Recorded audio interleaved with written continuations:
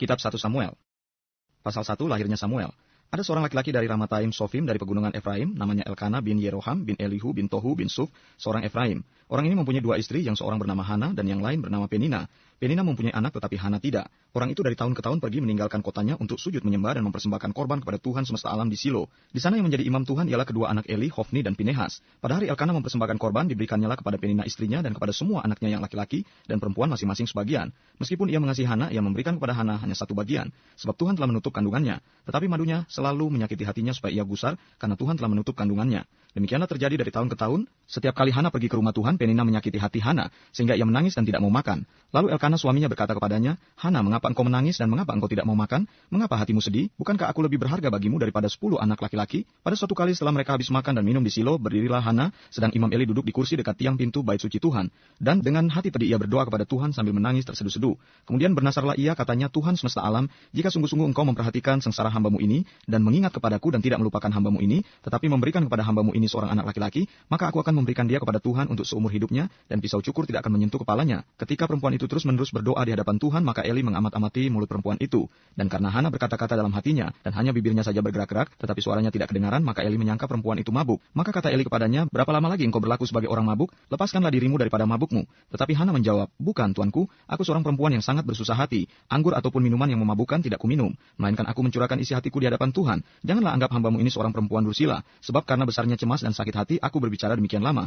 Jawab Eli, pergilah dengan selamat, dan Allah Israel akan memberikan kepadamu apa yang kau minta daripadanya. Sesudah itu berkatalah perempuan itu, biarlah hambamu ini mendapat belas kasihan daripadamu. Lalu keluarlah perempuan itu, ia mau makan dan mukanya tidak muram lagi. Keesokan harinya bangunlah mereka itu pagi-pagi lalu sujud menyembah di hadapan Tuhan. Kemudian pulanglah mereka ke rumahnya di Rama. Ketika Elkana bersetubuh dengan Hana istrinya, Tuhan ingat kepadanya. Maka setahun kemudian mengandunglah Hana dan melahirkan seorang anak laki-laki. Ia menamai anak itu Samuel, sebab katanya, aku telah memintanya daripada Tuhan. Elkana laki-laki itu pergi dengan seisi rumahnya mempersembahkan korban sembelihan tahunan dan korban nasarnya kepada Tuhan. Tetapi Hana tidak ikut pergi, sebab katanya kepada suaminya, nanti apabila anak itu cerai susu, aku akan mengantarkan dia, maka ia akan menghadap ke hadirat Tuhan dan tinggal di sana seumur hidupnya. Kemudian Elkana suaminya itu berkata kepadanya, perbuatlah apa yang kau pandang baik, tinggallah sampai engkau menyapi dia, hanya Tuhan kiranya menepati janjinya. Jadi tinggallah perempuan itu dan menyusui anaknya sampai disapinya. Setelah perempuan itu menyapi anaknya, dibawanyalah dia dengan seekor lembu jantan yang berumur 3 tahun, 1 eva tepung dan sebuyung anggur, lalu diantarkannya ke dalam rumah Tuhan di Silo. Waktu itu masih kecil betul kanak-kanak itu. Setelah menyembelih lembu, mereka mengantarkan kanak-kanak itu kepada Eli. Lalu kata perempuan itu, mohon bicara tuanku, demi tuanku hidup, akulah perempuan yang dahulu berdiri di sini dekat tuanku untuk berdoa kepada Tuhan. Untuk mendapat anak inilah aku berdoa, dan Tuhan telah memberikan kepadaku apa yang kuminta daripadanya.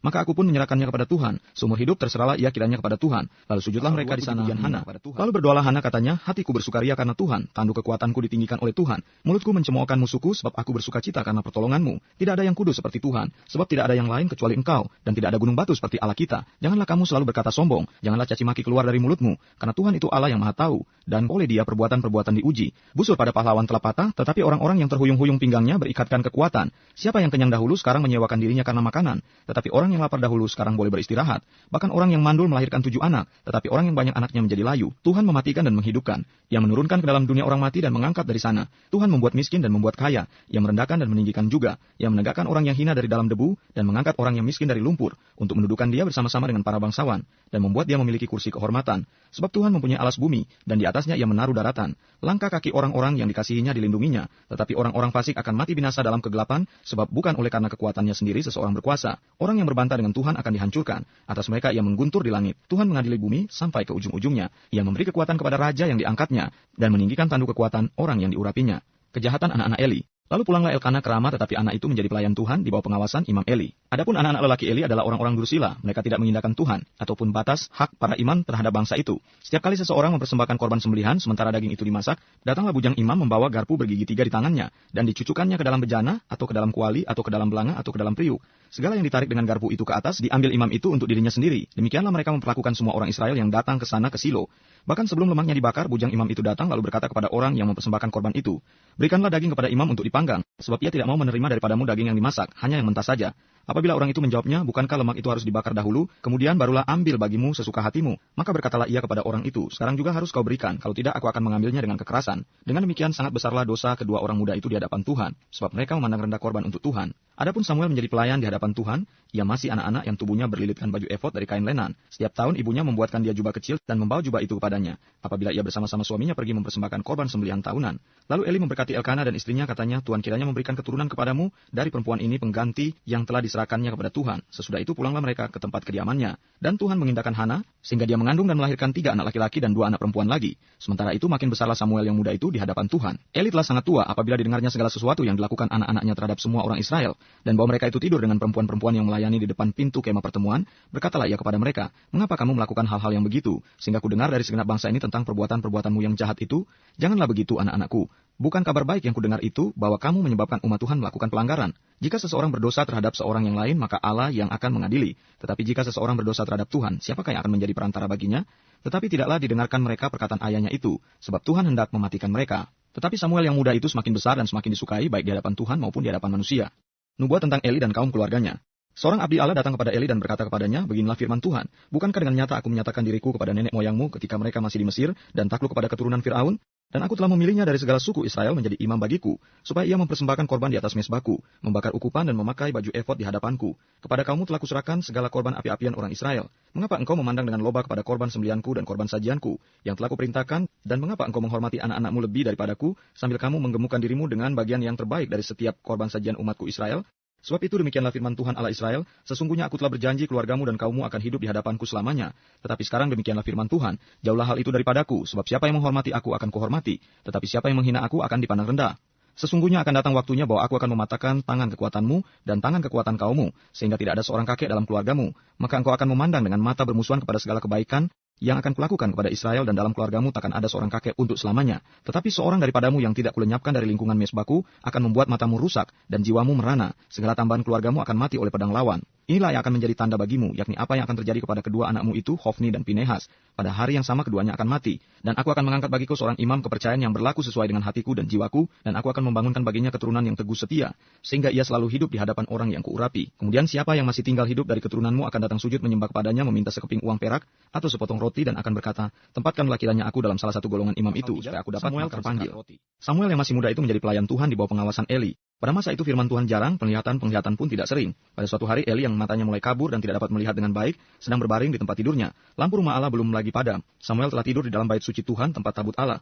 Lalu Tuhan memanggil, "Samuel, Samuel." Dan ia menjawab, "Ya Bapa." Lalu berlarilah ia kepada Eli serta katanya, "Ya Bapa, bukankah Bapa memanggil aku?" Tetapi Eli berkata, "Aku tidak memanggil, tidurlah kembali." Lalu pergilah ia tidur. Dan Tuhan memanggil Samuel sekali lagi. Samuel pun bangunlah, lalu pergi mendapatkan Eli serta berkata, "Ya Bapa, bukankah Bapa memanggil aku?" Tetapi Eli berkata, "Aku tidak memanggil anakku, tidurlah kembali." Samuel belum mengenal Tuhan, firman Tuhan belum pernah dinyatakan kepadanya.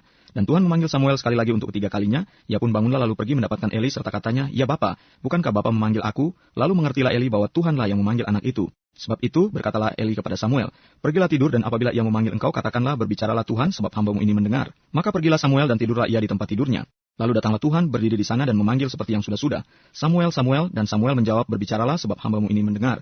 Lalu berfirmanlah Tuhan kepada Samuel, "Ketahuilah, aku akan melakukan sesuatu di Israel, sehingga setiap orang yang mendengarnya akan bising kedua telinganya. Pada waktu itu aku akan menepati kepada Eli segala yang telah kufirmankan tentang keluarganya, dari mula sampai akhir. Sebab telah kuberitahukan kepadanya bahwa aku akan menghukum keluarganya untuk selamanya, karena dosa yang telah diketahuinya, yakni bahwa anak-anaknya telah menghujat Allah, tetapi ia tidak memarahi mereka. Sebab itu aku telah bersumpah kepada keluarga Eli, bahwa dosa keluarga Eli takkan dihapuskan dengan korban sembelihan atau dengan korban sajian untuk selamanya." Samuel tidur sampai pagi, kemudian dibukanya pintu rumah Tuhan. Samuel segan memberitahukan penglihatan itu kepada Eli. Tetapi Eli memanggil Samuel, katanya, "Samuel anakku." Jawab Samuel, "Ya Bapa." Kata Eli, "Apakah yang disampaikannya kepadamu? Janganlah kau sembunyikan kepadaku. Kiranya beginilah Allah menghukum engkau, bahkan lebih lagi daripada itu, jika engkau menyembunyikan sepatah kata pun daripadaku, apa yang disampaikannya kepadaku." Lalu Samuel memberitahukan semuanya itu kepadanya dengan tidak menyembunyikan sesuatu pun. Kemudian Eli berkata, "Dia Tuhan, biarlah diperbuatnya apa yang dipandangnya baik." Dan Samuel makin besar dan Tuhan menyertai dia, dan tidak ada satupun dari firman-Nya itu yang dibiarkannya gugur. Maka taulah seluruh Israel dari Dan sampai Berseba bahwa kepada Samuel telah dipercayakan jabatan Nabi Tuhan. Dan Tuhan selanjutnya menampakkan diri di Silo, sebab ia menyatakan diri di Silo kepada Samuel dengan kata Samuel sampai ke seluruh Israel. Tabut Tuhan dirampas. Orang Israel maju berperang melawan orang Filistin dan berkemah dekat Eben-Hezer, sedang orang Filistin berkemah di Afek. Orang Filistin mengatur barisannya berhadapan dengan orang Israel. Ketika pertempuran menghebat, terpukullah kala orang Israel oleh orang Filistin, yang menewaskan kira-kira 4.000 orang di medan pertempuran itu. Ketika tentara itu kembali ke perkemahan, berkatalah para tua-tua Israel, "Mengapa Tuhan membuat kita terpukul kala oleh orang Filistin pada hari ini? Marilah kita mengambil dari Silo tabut perjanjian Tuhan, supaya ia datang ke tengah-tengah kita dan melepaskan kita dari tangan musuh kita." Kemudian bangsa itu menyuruh orang ke Silo, lalu mereka mengangkat dari sana tabut perjanjian Tuhan semesta alam yang bersemayam di atas para kerub. Kedua anak Eli, Hofni dan Pinehas ada di sana dekat tabut perjanjian Allah itu. Segera sesudah tabut perjanjian Tuhan sampai ke perkemahan, bersoraklah seluruh orang Israel dengan nyaring, sehingga bumi bergetar. Dan orang Filistin yang mendengar bunyi sorak itu berkata, apakah bunyi sorak yang nyaring di perkemahan orang Ibrani itu? Ketika diketahui mereka bahwa tabut Tuhan telah sampai ke perkemahan itu, ketakutanlah orang Filistin. Sebab kata mereka, Allah mereka telah datang ke perkemahan itu. Dan mereka berkata, celakalah kita sebab seperti itu belum pernah terjadi dahulu. Celakalah kita, siapakah yang menolong kita dari tangan Allah yang Maha Dahsyat ini? Inilah juga Allah yang telah menghajar orang Mesir dengan berbagai-bagai tulah di padang gurun.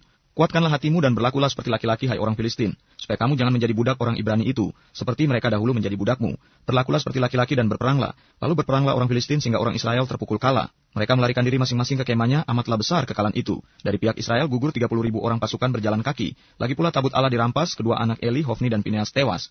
Seorang dari suku Benyamin lari dari barisan pertempuran, dan pada hari itu juga ia sampai ke Silo dengan pakaian terkoyak-koyak, dan dengan tanah di kepalanya. Ketika ia sampai, Eli sedang duduk di kursi di tepi jalan menunggu-nunggu, sebab hatinya berdebar-debar karena tabut Allah itu. Ketika orang itu masuk ke kota dan menceritakan kabar itu, berteriaklah seluruh kota itu. Ketika Eli mendengar bunyi teriakan itu, lalu bertanyalah ia, keributan apakah itu?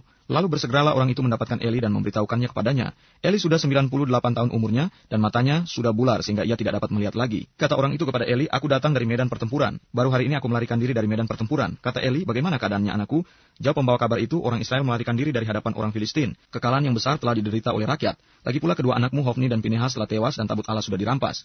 Ketika disebutnya tabut Allah itu, jatuhlah Eli telentang dari kursi di sebelah pintu gerbang. Batang lehernya patah dan ia mati, sebab telah tua dan gemuk orangnya. 40 tahun lamanya ia memerintah sebagai hakim atas orang Israel. Adapun menantunya perempuan, istri Pinehas sudah hamil tua. Ketika didengarnya kabar itu bahwa tabut Allah telah dirampas, dan mertuanya laki-laki serta suaminya telah mati, duduklah ia berlutut lalu bersalin, sebab ia kedatangan sakit beranak. Ketika ia hampir mati, berkatalah perempuan-perempuan yang berdiri di dekatnya, janganlah takut, sebab engkau telah melahirkan seorang anak laki-laki. Tetapi ia tidak menjawab dan tidak memperhatikannya. Ia menamai anak itu Ikabod, katanya telah lenyap kemuliaan dari Israel. Karena tabut Allah sudah dirampas dan karena mertuanya dan suaminya. Katanya telah lenyap kemuliaan dari Israel sebab tabut Allah telah dirampas. Pasal 5, tabut Tuhan di tanah orang Filistin. Sesudah orang Filistin merampas tabut Allah, maka mereka membawanya dari Ebenezer ke Asdod. Orang Filistin mengambil tabut Allah itu, dibawanya masuk ke kuil Dagon dan diletakkannya di sisi Dagon. Ketika orang-orang Asdod bangun pagi-pagi pada keesokan harinya, tampaklah Dagon terjatuh dengan mukanya ke tanah di hadapan tabut Tuhan. Lalu mereka mengambil Dagon dan mengembalikannya ke tempatnya. Tetapi ketika keesokan harinya mereka bangun pagi-pagi, tampaklah Dagon terjatuh dengan mukanya ke tanah di hadapan tabut Tuhan. Tetapi kepala Dagon dan kedua belah tangannya terpenggal dan terpelanting ke ambang pintu. Hanya badan Dagon itu yang masih tinggal. Itulah sebabnya para imam Dagon dan semua orang yang masuk ke dalam kuil Dagon tidak menginjak ambang pintu rumah Dagon yang di Asdod sampai hari ini. Tangan Tuhan menekan orang-orang Asdod itu dengan berat dan ia membingungkan mereka. Ia menghajar mereka dengan borok-borok baik Asdod maupun daerahnya. Ketika dilihat orang-orang Asdod bahwa demikian halnya, berkatalah mereka, tabut Allah Israel tidak boleh tinggal pada kita, sebab tangannya keras melawan kita dan melawan Dagon Allah kita. Sebab itu mereka memanggil berkumpul kepada semua raja kota orang Filistin dan berkata, apakah yang akan kita lakukan dengan tabut Allah Israel itu? Lalu kata mereka, tabut Allah Israel harus dipindahkan ke Gad. Jadi mereka memindahkan tabut Allah Israel itu ke sana. Tetapi setelah mereka memindahkannya, maka tangan Tuhan mendatangkan kegemparan yang sangat besar atas kota itu, yang menghajar orang-orang kota itu, anak-anak dan orang-orang dewasa, sehingga timbul borok-borok pada mereka. Lalu mereka mengantarkan tabut Allah itu ke Ekron. Tetapi sesampai tabut Allah itu di Ekron, berteriaklah orang Ekron itu demikian, mereka memindahkan tabut Allah Israel itu kepada kita untuk mematikan kita dan bangsa kita. Sebab itu mereka memanggil berkumpul semua raja kota orang Filistin itu dan berkata, antarkanlah tabut Allah Israel itu, biarlah itu kembali ke tempatnya supaya jangan dimatikannya kita dan bangsa kita. Sebab di seluruh kota itu ada kegemparan maut. Tangan Allah menekan orang-orang yang di sana dengan sangat berat. Orang-orang yang tidak mati dihajarnya dengan borok-borok sehingga teriakan kembalikan kepada orang Israel. Setelah 7 bulan lamanya tabut Tuhan itu ada di daerah orang Filistin, maka orang Filistin itu memanggil para imam dan para petenung lalu berkata kepada mereka, apakah yang harus kami lakukan dengan tabut Tuhan itu? Beritahukanlah kepada kami bagaimana kami harus mengantarkannya kembali ke tempatnya. Lalu kata mereka, apabila kamu mengantarkan tabut Allah Israel itu, maka janganlah kamu mengantarkannya dengan tangan hampa. Melainkan haruslah kamu membayar tebusan salah kepadanya, maka kamu akan menjadi sembuh dan kamu akan mengetahui mengapa tangannya tidak undur daripadamu. Sesudah itu bertanyalah mereka, apakah tebusan salah yang harus kami bayar kepadanya? Jawab mereka, menurut jumlah raja-raja kota orang Filistin, 5 borok emas, 5 tikus emas, sebab tulah yang sama menimpa kamu sekalian dan raja-raja kotamu. Jadi buatlah gambar borok-borokmu dan gambar tikus yang merusak tanahmu, dan sampaikanlah hormatmu kepada Allah Israel. Mungkin ia akan mengangkat daripadamu, daripada Allahmu dan daripada tanahmu tangannya yang menekan sangat berat. Mengapakah kamu berkeras hati sama seperti orang Mesir dan Fir'aun berkeras hati? Bukankah mereka membiarkan bangsa itu pergi ketika ia mempermain-mainkan mereka? Oleh sebab itu ambillah dan siapkanlah sebuah kereta baru dengan 2 ekor lembu yang menyusui, yang belum pernah kena kuk. Pasanglah kedua lembu itu pada kereta, tetapi bawalah anak-anaknya kembali ke rumah supaya jangan mengikutinya lagi. Kemudian ambillah tabut Tuhan, muatlah itu ke atas kereta dan letakkanlah benda-benda emas yang harus kamu bayar kepadanya, sebagai tebusan salah ke dalam suatu peti di sisinya, dan biarkanlah tabut itu pergi. Perhatikanlah, apabila tabut itu mengambil jalan ke daerahnya, ke Bet-Semes, maka dialah itu yang telah mendatangkan malapetaka yang hebat ini kepada kita. Dan jika tidak, maka kita mengetahui bahwa bukanlah tangannya yang telah menimpa kita. Kebetulan saja hal itu terjadi kepada kita. Demikianlah diperbuat orang-orang itu. Mereka mengambil 2 ekor lembu yang menyusui, dipasangnya pada kereta, tetapi anak-anaknya ditahan di rumah. Mereka meletakkan tabut Tuhan ke atas atas kereta juga peti berisi tikus-tikus emas dan gambar benjol-benjol mereka. Lembu-lembu itu langsung mengikuti jalan yang ke Bet-Semes melalui satu jalan raya, sambil menguak dengan tidak menyimpang ke kanan atau ke kiri. Sedang raja-raja kota orang Filistin itu berjalan di belakangnya sampai ke daerah Bet-Semes. Orang-orang Bet-Semes sedang menuai gandum di lembah. Ketika mereka mengangkat muka, maka tampaklah kepada mereka tabut itu. Lalu bersukacitalah mereka melihatnya. Kereta itu sampai ke ladang Yosua orang Bet-Semes itu dan berhenti di sana. Di sana ada batu besar, mereka membelah kayu kereta itu dan mereka mempersembahkan lembu-lembu sebagai korban bakaran kepada Tuhan. Orang-orang suku Lewi menurunkan tabut Tuhan dengan peti yang ada di sebelahnya, yang di dalamnya ada benda-benda emas itu, lalu menaruhnya di atas batu besar itu. Dan pada hari itu orang-orang Bet-Semes mempersembahkan korban bakaran dan korban sembelihan kepada Tuhan. Ketika kelima raja kota Filistin melihat hal itu, pulanglah mereka ke Ekron pada hari itu juga. Inilah benjol-benjol emas yang dibayar orang Filistin kepada Tuhan sebagai tebusan salah. Dari Asdod 1, dari Gaza 1, dari Askelon 1, dari Gat 1, dari Ekron 1. Lagi tikus-tikus emas menurut jumlah segala kota orang Filistin kepunyaan kelima raja kota itu, baik kota-kota yang berkubu maupun dusun-dusun sekitarnya. Dan batu besar yang di atasnya diletakkan mereka tabut Tuhan di ladang Yosua orang Bet-Semes itu adalah saksi sampai hari ini. Dan ia membunuh beberapa orang Bet-Semes karena mereka melihat ke dalam tabut Tuhan. Ia membunuh 70 orang dari rakyat itu. Rakyat itu berkabung karena Tuhan telah menghajar mereka dengan dahsyatnya. Dan orang-orang Bet-Semes berkata, siapakah yang tahan berdiri di hadapan Tuhan, Allah yang kudus ini? Kepada siapakah ia akan berangkat meninggalkan kita? Lalu mereka mengirim utusan kepada penduduk Kiryat Yarim dengan pesan, orang Filistin telah mengembalikan tabut Tuhan, datanglah dan angkutlah. Lalu orang-orang Kiryat Yarim datang, mereka mengangkut tabut Tuhan itu dan membawanya ke dalam rumah Abinadab yang di atas bukit. Dan Eliezer anaknya, mereka kuduskan untuk menjaga tabut Tuhan itu. Orang Filistin terpukul kalah dekat Mispa. Sejak saat tabut itu tinggal di Kiryat Yarim, berlalulah waktu yang cukup lama, yakni 20 tahun. Dan seluruh kaum Israel mengeluh pada Tuhan. Lalu berkatalah Samuel kepada seluruh kaum Israel, demikian, jika kamu berbalik kepada Tuhan dengan segenap hati, maka jauhkanlah para Allah asing dan para Asitoret dari tengah-tengahmu dan tujukanlah hatimu kepada Tuhan, dan beribadahlah hanya kepadanya, maka ia akan melepaskan kamu dari tangan orang Filistin. Kemudian orang-orang Israel menjauhkan para Baal dan para Asitoret dan beribadah hanya kepada Tuhan. Lalu berkatalah Samuel, kumpulkanlah segenap orang Israel ke Mispa, maka aku akan berdoa untuk kamu kepada Tuhan. Maka berkumpullah di Mispa, mereka menimba air dan mencurahkannya di hadapan Tuhan. Setelah berkumpul di Mispa, mereka menimba air dan mencurahkannya di hadapan Tuhan. Mereka juga berpuasa pada hari itu dan berkata di sana, kami telah berdosa kepada Tuhan. Dan Samuel menghakimi orang Israel di Mispa. Ketika didengar orang Filistin bahwa orang Israel telah berkumpul di Mispa, majulah raja-raja kota orang Filistin mendatangi orang Israel. Serta didengar orang Israel demikian, maka ketakutanlah mereka terhadap orang Israel. Lalu kata orang Israel kepada Samuel, janganlah berhenti berseru bagi kami kepada Tuhan, Allah kita, supaya ia menyelamatkan kami dari tangan orang Filistin itu. Sesudah itu Samuel mengambil seekor anak domba yang menyusu, lalu mempersembahkan seluruhnya kepada Tuhan sebagai korban bakaran. Dan ketika Samuel berseru pada Tuhan bagi orang Israel, maka Tuhan menjawab dia. Sedang Samuel mempersembahkan korban bakaran itu, majulah orang Filistin berperang melawan orang Israel. Tetapi pada hari itu Tuhan mengguntur dengan bunyi yang lebat, dengan bunyi yang hebat ke atas orang Filistin dan mengacaukan mereka, sehingga mereka terpukul kalah oleh orang Israel. Keluarlah orang-orang Israel dari Mispa, mengejar orang Filistin itu dan memukul mereka kalah sampai hilir Bet-Kar. Kemudian Samuel mengambil sebuah batu dan mendirikannya antara Mispa dan Yesana, yang menamai Ebenezer, katanya, sampai di sini Tuhan menolong kita. Demikianlah orang Filistin itu ditundukkan dan tidak lagi memasuki daerah Israel. Tangan Tuhan melawan orang Filistin seumur hidup Samuel, dan kota-kota yang diambil orang Filistin daripada Israel kembali pula kepada Israel, mulai dari Ekron sampai Gad. Dan orang Israel merebut daerah sekitarnya dari tangan orang Filistin. Antara orang Israel dan orang Amori ada damai. Samuel sebagai hakim. Samuel memerintah sebagai hakim atas orang Israel seumur hidupnya. Dari tahun ke tahun ia berkeliling ke Betel, Gilgal, dan Mispa, dan memerintah atas orang Israel di segala tempat itu. Lalu ia kembali ke Rama, sebab di sanalah rumahnya dan di sanalah ia memerintah atas orang Israel. Dan di sana ia mendirikan mezbah bagi Tuhan. Orang Israel menghendaki seorang raja. Setelah Samuel menjadi tua, diangkatnyalah anak-anaknya laki-laki menjadi hakim atas orang Israel. Nama anaknya yang sulung ialah Yoel dan nama anaknya yang kedua ialah Abia. Keduanya menjadi hakim di Berseba, tetapi anak-anaknya itu tidak hidup seperti ayahnya. Mereka mengejar laba, menerima suap, dan memutarbalikkan keadilan. Sebab itu berkumpullah semua tua-tua Israel, mereka datang kepada Samuel di Rama, dan mereka berkata kepadanya, engkau sudah tua dan anak-anakmu tidak hidup seperti engkau. Maka angkatlah seorang raja atas kami untuk memerintah kami, seperti pada segala bangsa-bangsa lain. Waktu mereka berkata, berikanlah kepada kami seorang raja untuk memerintah kami, perkataan itu mengesalkan Samuel, maka berdoalah Samuel kepada Tuhan. Tuhan berfirman kepada Samuel, dengarkanlah perkataan bangsa itu dalam segala hal yang dikatakan mereka kepadamu. Sebab bukan engkau yang mereka tolak, tetapi akulah yang mereka tolak, supaya jangan aku menjadi raja atas mereka. Tepat seperti yang dilakukan mereka kepadaku sejak hari aku menuntun mereka keluar dari Mesir sampai hari ini, yakni meninggalkan daku dan beribadah kepada Allah lain. Demikianlah juga dilakukan mereka kepadamu. Oleh sebab itu, dengarkanlah permintaan mereka, hanya peringatkanlah mereka dengan sungguh-sungguh, dan beritahukanlah kepada mereka apa yang menjadi hak raja yang akan memerintah mereka. Dan Samuel menyampaikan segala firman Tuhan kepada bangsa itu yang meminta seorang raja kepadanya. Katanya, inilah yang menjadi hak raja yang akan memerintah kamu itu. Anak-anakmu laki-laki akan diambilnya dan dipekerjakannya pada keretanya dan pada kudanya, dan mereka akan berlari di depan keretanya.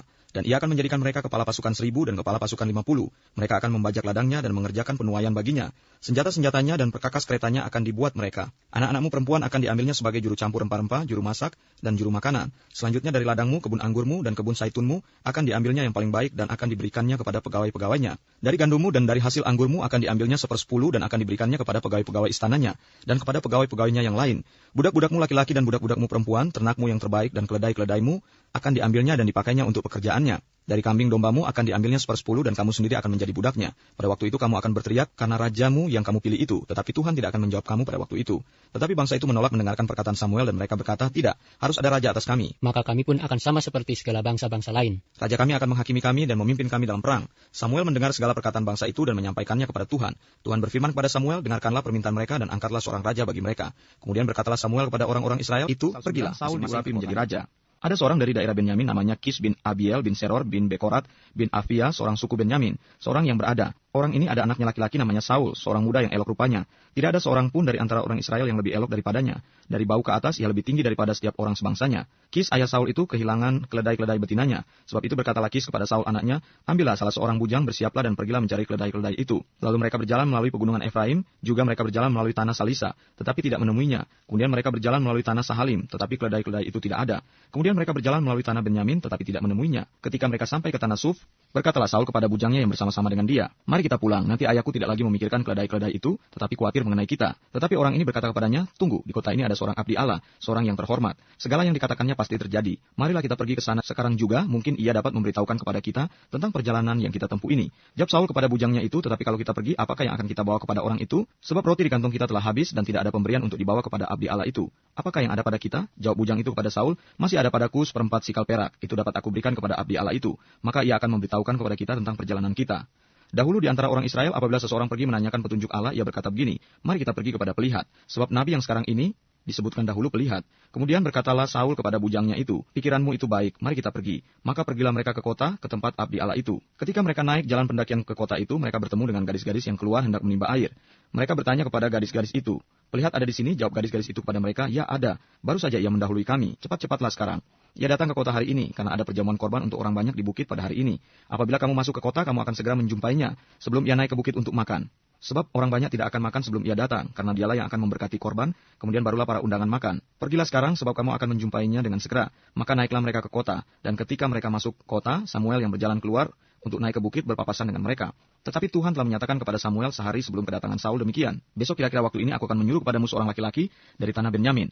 Engkau akan mengurapi dia menjadi raja atas umatku Israel, dan ia akan menyelamatkan umatku dari tangan orang Filistin. Sebab aku telah memperhatikan sengsara umatku itu, karena teriakannya telah sampai kepadaku. Ketika Samuel melihat Saul, maka berfirmanlah Tuhan kepadanya, inilah orang yang kusebutkan kepadamu itu. Orang ini akan memegang tampuk pemerintahan atas umatku.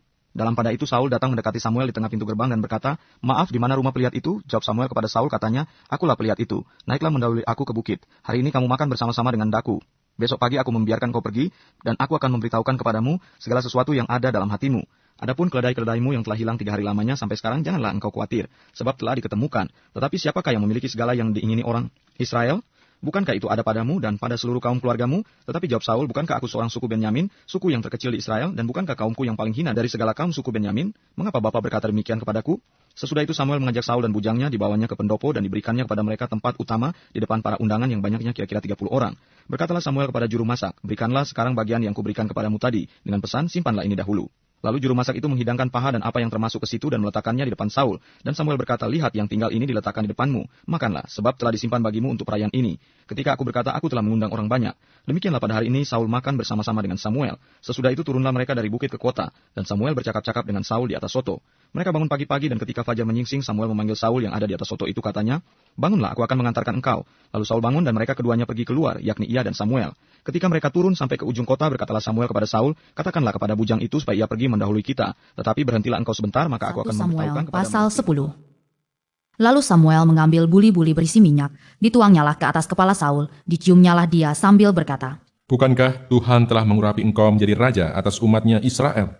Engkau akan memegang tampuk pemerintahan atas umat Tuhan, dan engkau akan menyelamatkannya dari tangan musuh-musuh di sekitarnya. Inilah tandanya bagimu, bahwa Tuhan telah mengurapi engkau menjadi raja atas miliknya sendiri. Apabila engkau pada hari ini pergi meninggalkan aku, maka engkau akan bertemu dengan 2 orang laki-laki di dekat kubur Rahel, di daerah Benyamin, di Zelsah. Mereka akan berkata kepadamu, keledai-keledai yang engkau cari itu telah diketemukan, dan ayahmu tidak memikirkan keledai-keledai itu lagi, tetapi ia khawatir mengenai kamu. Katanya, apakah yang akan kuperbuat untuk anakku itu? Dari sana engkau akan berjalan terus lagi dan sampai ke pohon Tarbantin Tabor. Maka di sana engkau akan ditemui oleh 3 orang laki-laki yang naik menghadap Allah di Betel.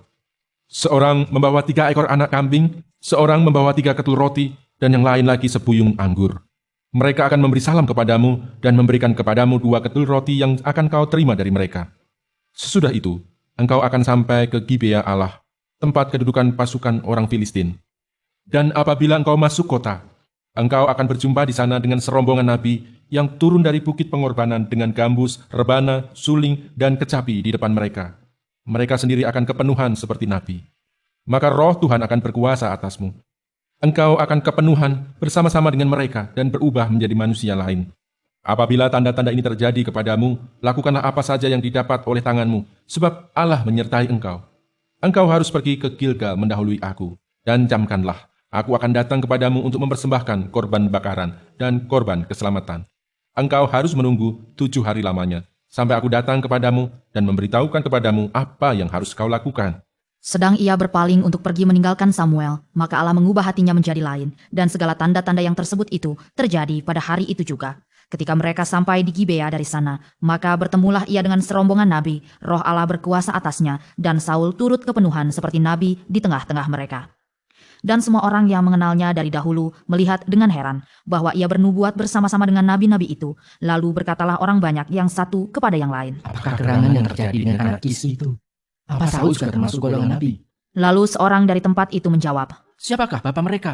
itulah sebabnya menjadi peribahasa, apa Saul juga termasuk golongan nabi? Setelah habis ia kepenuhan seperti nabi, pulanglah ia. Dan paman Saul berkata kepadanya dan bujangnya. Dari mana kamu? Jawabnya, Mencari keledai-keledai itu. Tetapi ketika tidak terlihat, maka kami pergi kepada Samuel. kemudian paman Saul itu berkata, Coba ceritakan kepadaku, apa yang dikatakan Samuel kepada kamu? kata Saul kepada pamannya itu. Terus saja diberitahukannya kepada kami bahwa keledai-keledai itu telah diketemukan. Tetapi perihal menjadi raja yang telah dikatakan Samuel kepadanya, tidak diceritakan kepadanya. Kemudian Samuel mengerahkan bangsa itu ke hadapan Tuhan di Mispa, dan ia berkata kepada orang Israel itu, Beginilah firman Tuhan Allah Israel. Aku telah menuntun orang Israel keluar dari Mesir dan telah melepaskan kamu dari tangan orang Mesir dan dari tangan segala kerajaan yang menindas kamu. Tetapi sekarang kamu menolak Allahmu yang menyelamatkan kamu dari segala malapetaka dan kesusahanmu. Dengan berkata, tidak, angkatlah seorang raja atas kami. Maka sebab itu, berdirilah kamu di hadapan Tuhan menurut sukumu dan menurut kaummu. Lalu Samuel menyuruh segala suku Israel tampil ke muka, maka didapati suku Benyamin. Sesudah itu disuruhnyalah suku Benyamin tampil ke muka menurut kaum keluarganya, maka didapati kaum keluarga Matri. Akhirnya disuruhnyalah kaum keluarga Matri tampil ke muka seorang demi seorang, maka didapati Saul bin Kish. Tetapi ketika ia dicari, ia tidak diketemukan. Sebab itu ditanyakan pulalah kepada Tuhan. Apa orang itu juga datang kemari? Tuhan menjawab, Sesungguhnya ia bersembunyi di antara barang-barang. berlarilah orang ke sana dan mengambilnya dari sana, dan ketika ia berdiri di tengah-tengah orang-orang sebangsanya, ternyata ia dari bahu ke atas lebih tinggi daripada setiap orang sebangsanya. Dan Samuel berkata kepada seluruh bangsa itu, Kamu lihatkah orang yang dipilih Tuhan itu? Sebab tidak ada seorang pun yang sama seperti dia di antara seluruh bangsa itu. lalu bersoraklah seluruh bangsa itu demikian. Hidup Raja! Kemudian Samuel menguraikan kepada bangsa itu tentang hak-hak kerajaan, menuliskannya pada suatu piagam, dan meletakkannya di hadapan Tuhan. Sesudah itu Samuel menyuruh seluruh bangsa itu pulang, masing-masing ke rumahnya. Saul pun pulang ke rumahnya, ke Gibea, dan bersama-sama dengan dia, ikut pergi orang-orang gagah perkasa yang hatinya telah digerakkan Allah. Tetapi orang-orang dursila berkata, Masakah orang ini dapat menyelamatkan kita? mereka menghina dia dan tidak membawa persembahan kepadanya. Tetapi ia pura-pura tuli. Saul menyelamatkan Yabes. Maka Nahas, orang Amon itu bergerak maju dan berkemah mengepung Yabes Gilead. Lalu berkatalah semua orang Yabes itu kepada Nahas, adakanlah perjanjian dengan kami, maka kami akan takluk kepadamu. Tetapi Nahas orang Amon itu berkata kepada mereka, dengan syarat inilah aku akan mengadakan perjanjian dengan kamu, bahwa tiap mata kananmu akan kucungkil, dan dengan demikian aku akan mendatangkan malu kepada segenap orang Israel. Para tua-tua Yabes berkata kepadanya, berilah kelonggaran kepada kami 7 hari lamanya, supaya kami mengirim utusan ke seluruh daerah Israel. Dan jika tidak ada seorang pun yang menyelamatkan kami, maka kami akan keluar menyerahkan diri kepadamu. Ketika para utusan itu sampai ke Gibea Saul dan menyampaikan hal itu kepada bangsa itu, menangislah bangsa itu dengan suara nyaring. Saul baru saja datang dari padang dengan berjalan di belakang lembunya dan ia bertanya, ada apa dengan orang-orang itu sehingga mereka menangis? Mereka menceritakan kepadanya kabar orang-orang Yabes itu. Ketika Saul mendengar kabar itu, maka berkuasalah roh Allah atas dia, dan menyala-nyalalah amarahnya dengan sangat. Diambilnya sepasang lembu, dipotong-potongnya, lalu potongan-potongan itu dikirimnya ke seluruh daerah Israel dengan perantaran utusan. Pesannya, siapa yang tidak maju mengikuti Saul dan mengikuti Samuel, lembu-lembunya akan diperlakukan juga demikian. Lalu Tuhan mendatangkan ketakutan kepada bangsa itu sehingga majulah mereka serentak. Ketika Saul memeriksa barisan mereka di Besek, maka ada 300.000 orang Israel dan 30.000 orang Yehuda. Kepada para utusan yang datang itu dikatakan, beginilah kamu katakan kepada orang-orang Yabes Gilead, besok pada waktu panas teriknya matahari akan datang bagimu penyelamatan. Ketika para utusan kembali dan memberitahukan hal itu kepada orang-orang Yabes, bersukacitalah mereka. Lalu orang-orang Yabes itu berkata kepada Nahas, "Besok kami akan keluar menyerahkan diri kepadamu, maka bolehlah kamu lakukan terhadap kami apapun yang kamu pandang baik." Keesokan harinya Saul membagi rakyat itu menjadi 3 pasukan. Mereka itu masuk ke tengah-tengah perkemahan musuh pada waktu kawal pagi dan memukul kala orang-orang Amon sebelum hari panas. Dan terserak-seraklah orang-orang yang lolos itu sehingga di antara mereka tidak ada tinggal 2 orang bersama-sama. Lalu berkatalah bangsa itu kepada Samuel, "Siapakah yang telah berkata, masakan Saul menjadi raja atas kita? Serahkanlah orang-orang itu supaya kami membunuhnya." Tetapi kata Saul, "Pada hari ini, seorang pun tidak boleh dibunuh, sebab pada hari ini Tuhan telah mewujudkan keselamatan kepada Israel." Dan Samuel berkata kepada bangsa itu, "Marilah kita pergi ke Gilgal dan membaharui jabatan raja di sana." Lalu pergilah seluruh bangsa itu ke Gilgal dan menjadikan Saul raja di sana di hadapan Tuhan di Gilgal. Dan mereka mempersembahkan di sana korban keselamatan di hadapan Tuhan dan bersukarialah di sana Saul dan semua orang Samuel minta diri dari bangsa itu. Berkatalah Samuel kepada seluruh orang Israel, "Telah kudengarkan segala permintaanmu dan yang kamu sampaikan kepadaku, dan seorang raja telah kuangkat atasmu. Maka sekarang raja itulah yang akan menjadi pemimpinmu. Tetapi aku ini telah menjadi tua dan beruban, dan bukankah anak-anakku laki-laki ada di antara kamu? Akulah yang menjadi pemimpinmu dari sejak mudaku sampai hari ini. Di sini aku berdiri, berikanlah kesaksian menentang aku di hadapan Tuhan dan di hadapan orang yang diurapinya. Lembu siapakah yang telah kuambil? Keledai siapakah yang telah kuambil? Siapakah yang telah kuperas? Siapakah yang telah kuperlakukan dengan kekerasan? Dari tangan siapakah telah kuterima sogok sehingga aku harus tutup mata? Aku akan mengembalikannya kepadamu." Jawab mereka, "Engkau tidak memeras kami dan engkau tidak memperlakukan kami dengan kekerasan, dan engkau tidak menerima apa-apa dari tangan siapapun." Lalu berkatalah ia kepada mereka, "Tuhan menjadi saksi kepada kamu, dan kepada orang yang diurapinya pun menjadi saksi pada hari ini, bahwa kamu tidak mendapat apa-apa dalam tanganku." Jawab mereka, "Dia menjadi saksi." Lalu berkatalah Samuel kepada bangsa itu, "Tuhanlah saksi yang mengangkat Musa dan Harun, dan yang menuntun nenek moyangmu keluar dari tanah Mesir. Maka sebab itu, berdirilah supaya aku bersama-sama dengan kamu berhakim di hadapan Tuhan, mengenai segala perbuatan keselamatan Tuhan yang telah dikerjakannya kepadamu dan kepada nenek moyangmu. Ketika Yakub datang ke Mesir dan nenek moyangmu berseru-seru kepada Tuhan, maka Tuhan mengutus Musa dan Harun yang membawa nenek moyangmu keluar dari Mesir dan membiarkan mereka diam di tempat ini. Tetapi mereka melupakan Tuhan Allah mereka dan ia menyerahkan mereka ke dalam tangan Sisera, panglima tentara di Hasor, dan ke dalam tangan orang Filistin dan Raja Moab yang berperang melawan mereka. Mereka berseru-seru kepada Tuhan, katanya, "Kami telah berdosa, sebab kami telah meninggalkan Tuhan dan beribadah kepada para Baal dan para Asitoret. Maka sekarang lepaskanlah kami dari tangan musuh kami, maka kami akan beribadah kepadamu." Sesudah itu Tuhan mengutus Yerubbaal, Barak, Yefta, dan Samuel dan melepaskan kamu dari tangan musuh di sekelilingmu, sehingga kamu diam dengan tentram. Tetapi ketika kamu melihat bahwa Nahas Raja Bani Amon mendatangi kamu, maka kamu berkata kepadaku, "Tidak, seorang raja harus memerintah kami, padahal Tuhan Allahmu adalah rajamu." Maka sebab itu lihat, itu raja yang telah kamu pilih, yang kamu minta. Sesungguhnya Tuhan telah mengangkat raja atasmu. Asal saja kamu takut akan Tuhan, beribadah kepadanya, mendengarkan firman-Nya, dan tidak menentang titah Tuhan, dan baik kamu maupun raja yang akan memerintah kamu itu mengikuti Tuhan Allahmu. Tetapi jika kamu tidak mendengarkan firman Tuhan dan kamu menentang titah Tuhan, maka tangan Tuhan akan melawan kamu dan melawan rajamu. Sekarang tinggallah berdiri dan lihatlah perkara yang besar yang akan dilakukan Tuhan di depan matamu ini. Bukankah sekarang musim menuai gandum? Aku akan berseru kepada Tuhan supaya ia memberikan guru dan hujan. Lihatlah dan sadarlah bahwa besar kejahatan yang telah kamu lakukan itu di mata Tuhan dengan meminta raja bagimu. Lalu berserulah Samuel kepada Tuhan.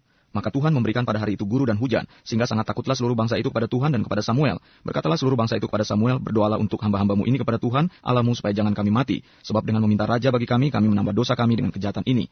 Dan berkatalah Samuel kepada bangsa itu, "Jangan takut, memang kamu telah melakukan segala kejahatan ini. Tetapi janganlah berhenti mengikuti Tuhan, melainkan beribadahlah kepada Tuhan dengan segenap hatimu. Janganlah menyimpang untuk mengejar dewa kesia-siaan yang tidak berguna dan yang tidak dapat menolong, karena semuanya itu adalah kesia-siaan belaka. Sebab Tuhan tidak akan membuang umatnya, sebab namanya yang besar. Bukankah Tuhan telah berkenan untuk membuat kamu menjadi umatnya? Mengenai aku, jauhlah daripadaku untuk berdosa kepada Tuhan dengan berhenti mendoakan kamu. Aku akan mengajarkan kepadamu jalan yang baik dan lurus. Hanya takutlah akan Tuhan dan setialah beribadah kepadanya dengan segenap hatimu. Sebab ketahuilah betapa besarnya hal-hal yang dilakukannya di antara kamu. Tetapi jika kamu terus berbuat jahat, maka kamu akan dilenyapkan, baik kamu maupun Saul waktu orang Filistin datang menyerang. Saul berumur sekian tahun ketika ia menjadi raja, 2 tahun ia memerintah atas Israel. Saul memilih 3.000 orang dari antara orang Israel, 2.000 orang ada bersama-sama dengan Saul di Mikmas dan di pegunungan Betel, sedang 1.000 orang ada bersama-sama dengan Yonatan di Gibea Benyamin. Tetapi selebihnya dari rakyat itu disuruhnya pulang masing-masing ke kemahnya. Yonatan memukul kala pasukan pendudukan orang Filistin yang ada di Geba, dan hal itu terdengar oleh orang Filistin. Karena itu Saul menyuruh meniup sangkakala di seluruh negeri, sebab pikirnya, biarlah orang Ibrani mendengarnya. Demikianlah seluruh orang Israel mendengar kabar bahwa Saul telah memukul kala pasukan pendudukan orang Filistin, dan dengan demikian orang Israel dibenci oleh orang Filistin. Kemudian dikerahkanlah rakyat itu untuk mengikuti Saul ke Gilgal. Adapun orang Filistin telah berkumpul untuk berperang melawan orang Israel. Dengan 3.000 kereta, 6.000 orang pasukan berkuda, dan pasukan berjalan kaki sebanyak pasir di tepi laut, mereka bergerak maju dan berkemah di Mikmas di sebelah timur Bet Awen. Ketika dilihat orang-orang Israel bahwa mereka terjepit, sebab rakyat memang terdesak, maka larilah rakyat bersembunyi di gua, keluk batu, bukit batu, liang batu, dan perigi. Malah ada orang Ibrani yang menyeberangi arungan sungai Yordan dan menuju tanah Gad dan Gilead. Sedang Saul masih di Gilgal dan seluruh rakyat mengikutinya dengan gemetar. Ia menunggu 7 hari lamanya sampai waktu yang ditentukan Samuel. Tetapi ketika Samuel tidak datang ke Gilgal, mulailah rakyat itu berserak-serak, meninggalkan dia. Sebab itu Saul berkata, bawalah kepadaku korban bakaran dan korban keselamatan itu.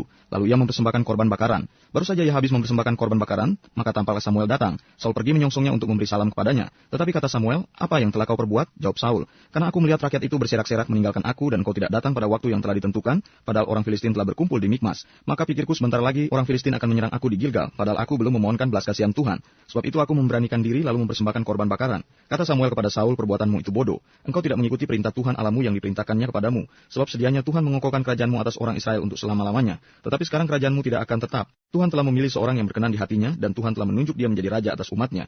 Karena engkau tidak mengikuti apa yang diperintahkan Tuhan kepadamu. Kemudian berangkatlah Samuel dan pergi dari Gilgal ke Gibeah Benyamin. Tetapi Saul memeriksa barisan rakyat yang ada bersama-sama dengan dia itu. Kira-kira 600 orang banyaknya. Saul dan Yonatan anaknya dan rakyat yang ada bersama-sama dengan mereka tinggal di Geba Benyamin, sedang orang Filistin berkemah di Mikmas. Maka keluarlah orang-orang penjara dari perkemahan orang Filistin dalam 3 gerombolan. Gerombolan yang satu mengambil jalan ke Ofra ke daerah Sual, gerombolan yang kedua mengambil jalan ke Bet Horon, dan gerombolan yang satu lagi mengambil jalan ke perbatasan yang menghadap ke lembah Seboim, arah ke padang gurun.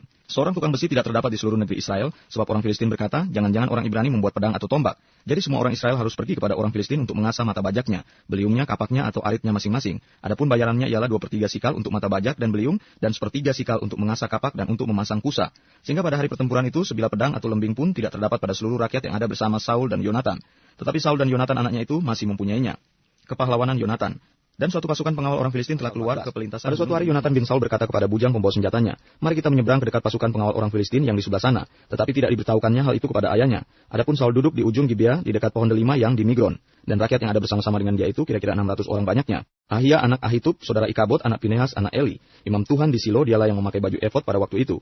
Tetapi rakyat tidak tahu tentang perginya Yonatan itu. Di antara pelintasan-pelintasan bukit yang dicoba Yonatan menyeberanginya ke arah pasukan pengawal orang Filistin, ada ujung bukit batu di sebelah sini dan ada ujung bukit batu di sebelah sana. Yang satu bernama Boses, yang lain bernama Sene. Ujung yang satu berdiri di sebelah utara di tentangan Mikmas, yang lain di sebelah selatan di tentangan Geba.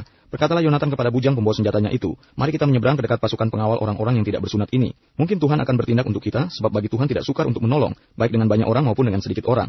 Lalu jawab pembawa senjata itu kepadanya, lakukanlah niat hatimu itu, sungguh aku sepakat. Kata Yonatan, perhatikan, kita menyeberang ke dekat orang-orang itu dan memperlihatkan diri kepada mereka. Apabila kata mereka kepada kita begini, berhentilah sampai kami datang padamu, maka kita tinggal berdiri di tempat kita dan tidak naik mendapatkan mereka. Tetapi apabila kata mereka begini, naiklah kemari, maka kita akan naik. Sebab kalau demikian Tuhan telah menyerahkan mereka ke dalam tangan kita. Itulah tandanya bagi kita. Ketika mereka keduanya memperlihatkan diri kepada pasukan pengawal orang Filistin, berkatalah orang Filistin itu, lihat orang-orang Ibrani keluar dari lubang-lubang tempat mereka bersembunyi. Orang-orang dari pasukan pengawal itu berseru pada Yonatan dan pembawa senjatanya. Katanya, naiklah kemari, maka kami akan menghajar kamu.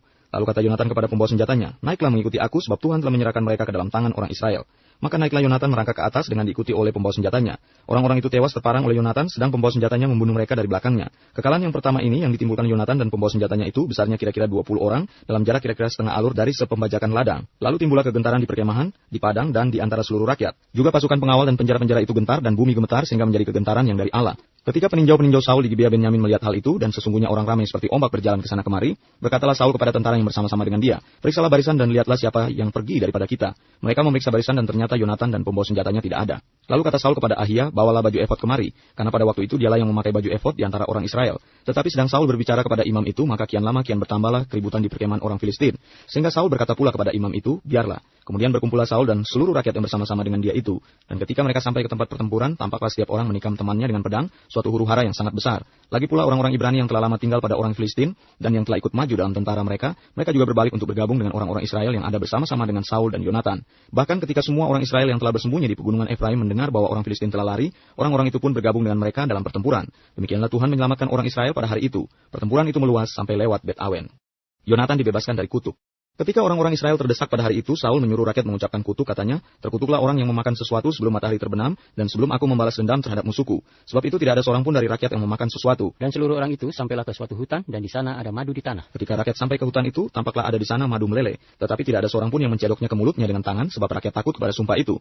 Tetapi Yonatan tidak mendengar bahwa ayahnya telah menyuruh rakyat bersumpah. Ia mengulurkan tongkat yang ada di tangannya dan mencelupkan ujungnya ke dalam sarang madu. Kemudian ia mencedoknya ke mulutnya dengan tangan. Lalu matanya menjadi terang lagi. Dan seorang dari rakyat berbicara, katanya, ayahmu telah menyuruh rakyat bersumpah dengan bersungguh-sungguh, katanya, terkutuklah orang yang memakan sesuatu pada hari ini, sebab itu rakyat letih lesu. Lalu kata Yonatan, ayahku mencelakakan negeri. Coba lihat bagaimana terangnya mataku setelah aku merasai sedikit dari madu ini. Apalagi jika sekiranya rakyat pada hari ini boleh makan dengan bebas dari jarahan musuhnya yang telah didapatnya.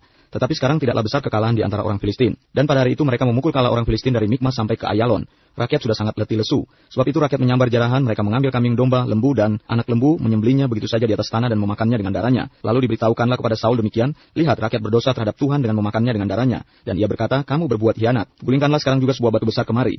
Kata Saul pula, berserak-seraklah di antara rakyat dan katakan kepada mereka, setiap orang harus membawa lembunya atau dombanya kepadaku. Sembelilah itu di sini, maka kamu boleh memakannya. Tetapi janganlah berdosa terhadap Tuhan dengan memakannya dengan darahnya. Lalu setiap orang dari seluruh rakyat membawa serta pada malam itu lembunya dan mereka menyembelihnya di sana. Saul mendirikan mesbah bagi Tuhan. Inilah mesbah yang mula-mula sekali didirikannya bagi Tuhan. Lagi kata Saul, marilah kita pada malam ini mengejar orang Filistin dan menjarahi mereka sampai fajar menyingsing. Dan janganlah kita biarkan hidup seorang pun dari mereka. Jawab mereka itu, perbuatlah apa yang kau pandang baik. Tetapi imam berkata, marilah kita dahulu tampil menghadap Allah di sini. Saul bertanya kepada Allah, bolehkah aku mengejar orang Filistin itu? Akan kau serahkankah mereka ke dalam tangan orang Israel? Tetapi pada hari itu ia tidak menjawab Saul. Lalu kata Saul, datanglah kemari, kamu segala pemuka rakyat, berusaha mengetahui apa sebab dosa ini terjadi pada hari ini. Sebab demi Tuhan yang hidup, yang menyelamatkan orang Israel, sekalipun itu disebabkan oleh Yonatan anakku, maka ia pasti akan mati. Tetapi seorang pun dari seluruh rakyat tidak ada yang menjawabnya. Kemudian berkatalah ia kepada seluruh orang Israel, kamu berdiri di sebelah yang satu dan aku serta anakku Yonatan akan berdiri di sebelah yang lain. Tetapi jawab rakyat kepada Saul, perbuatlah apa yang kau pandang baik. Lalu berkatalah Saul, ya Tuhan Allah Israel, mengapa engkau tidak menjawab hambamu pada hari ini? Jika kesalahan itu ada padaku atau ada pada anakku Yonatan, ya Tuhan Allah Israel, tunjukkanlah kiranya Urim. Tetapi jika kesalahan itu ada pada umatmu Israel, tunjukkanlah Tumim. Lalu didapati Yonatan dan Saul, tetapi rakyat itu terluput. Kata Saul, buanglah undi antara aku dan anakku Yonatan. Lalu didapati Yonatan. Kata Saul kepada Yonatan, beritahukanlah kepadaku apa yang telah kau perbuat. Lalu Yonatan memberitahukan kepadanya, katanya, memang aku telah merasai sedikit madu dengan ujung tongkat yang ada di tanganku. Aku bersedia untuk mati. Kata Saul, beginilah kiranya Allah menghukum aku, bahkan lebih lagi daripada itu. Sesungguhnya Yonatan, engkau harus mati. Tetapi rakyat berkata kepada Saul, masakan Yonatan harus mati? Dia yang telah mendapat kemenangan yang besar ini di Israel, jauhlah yang demikian. Demi Tuhan yang hidup, selai rambut pun dari kepalanya tak akan jatuh ke bumi, sebab dengan pertolongan Allah juga dilakukannya hal itu pada hari ini. Demikianlah rakyat membebaskan Yonatan sehingga ia tidak harus mati. Maka pulanglah Saul setelah mengejar orang Filistin, dan orang Filistin itu pun kembali ke tempat kediamannya.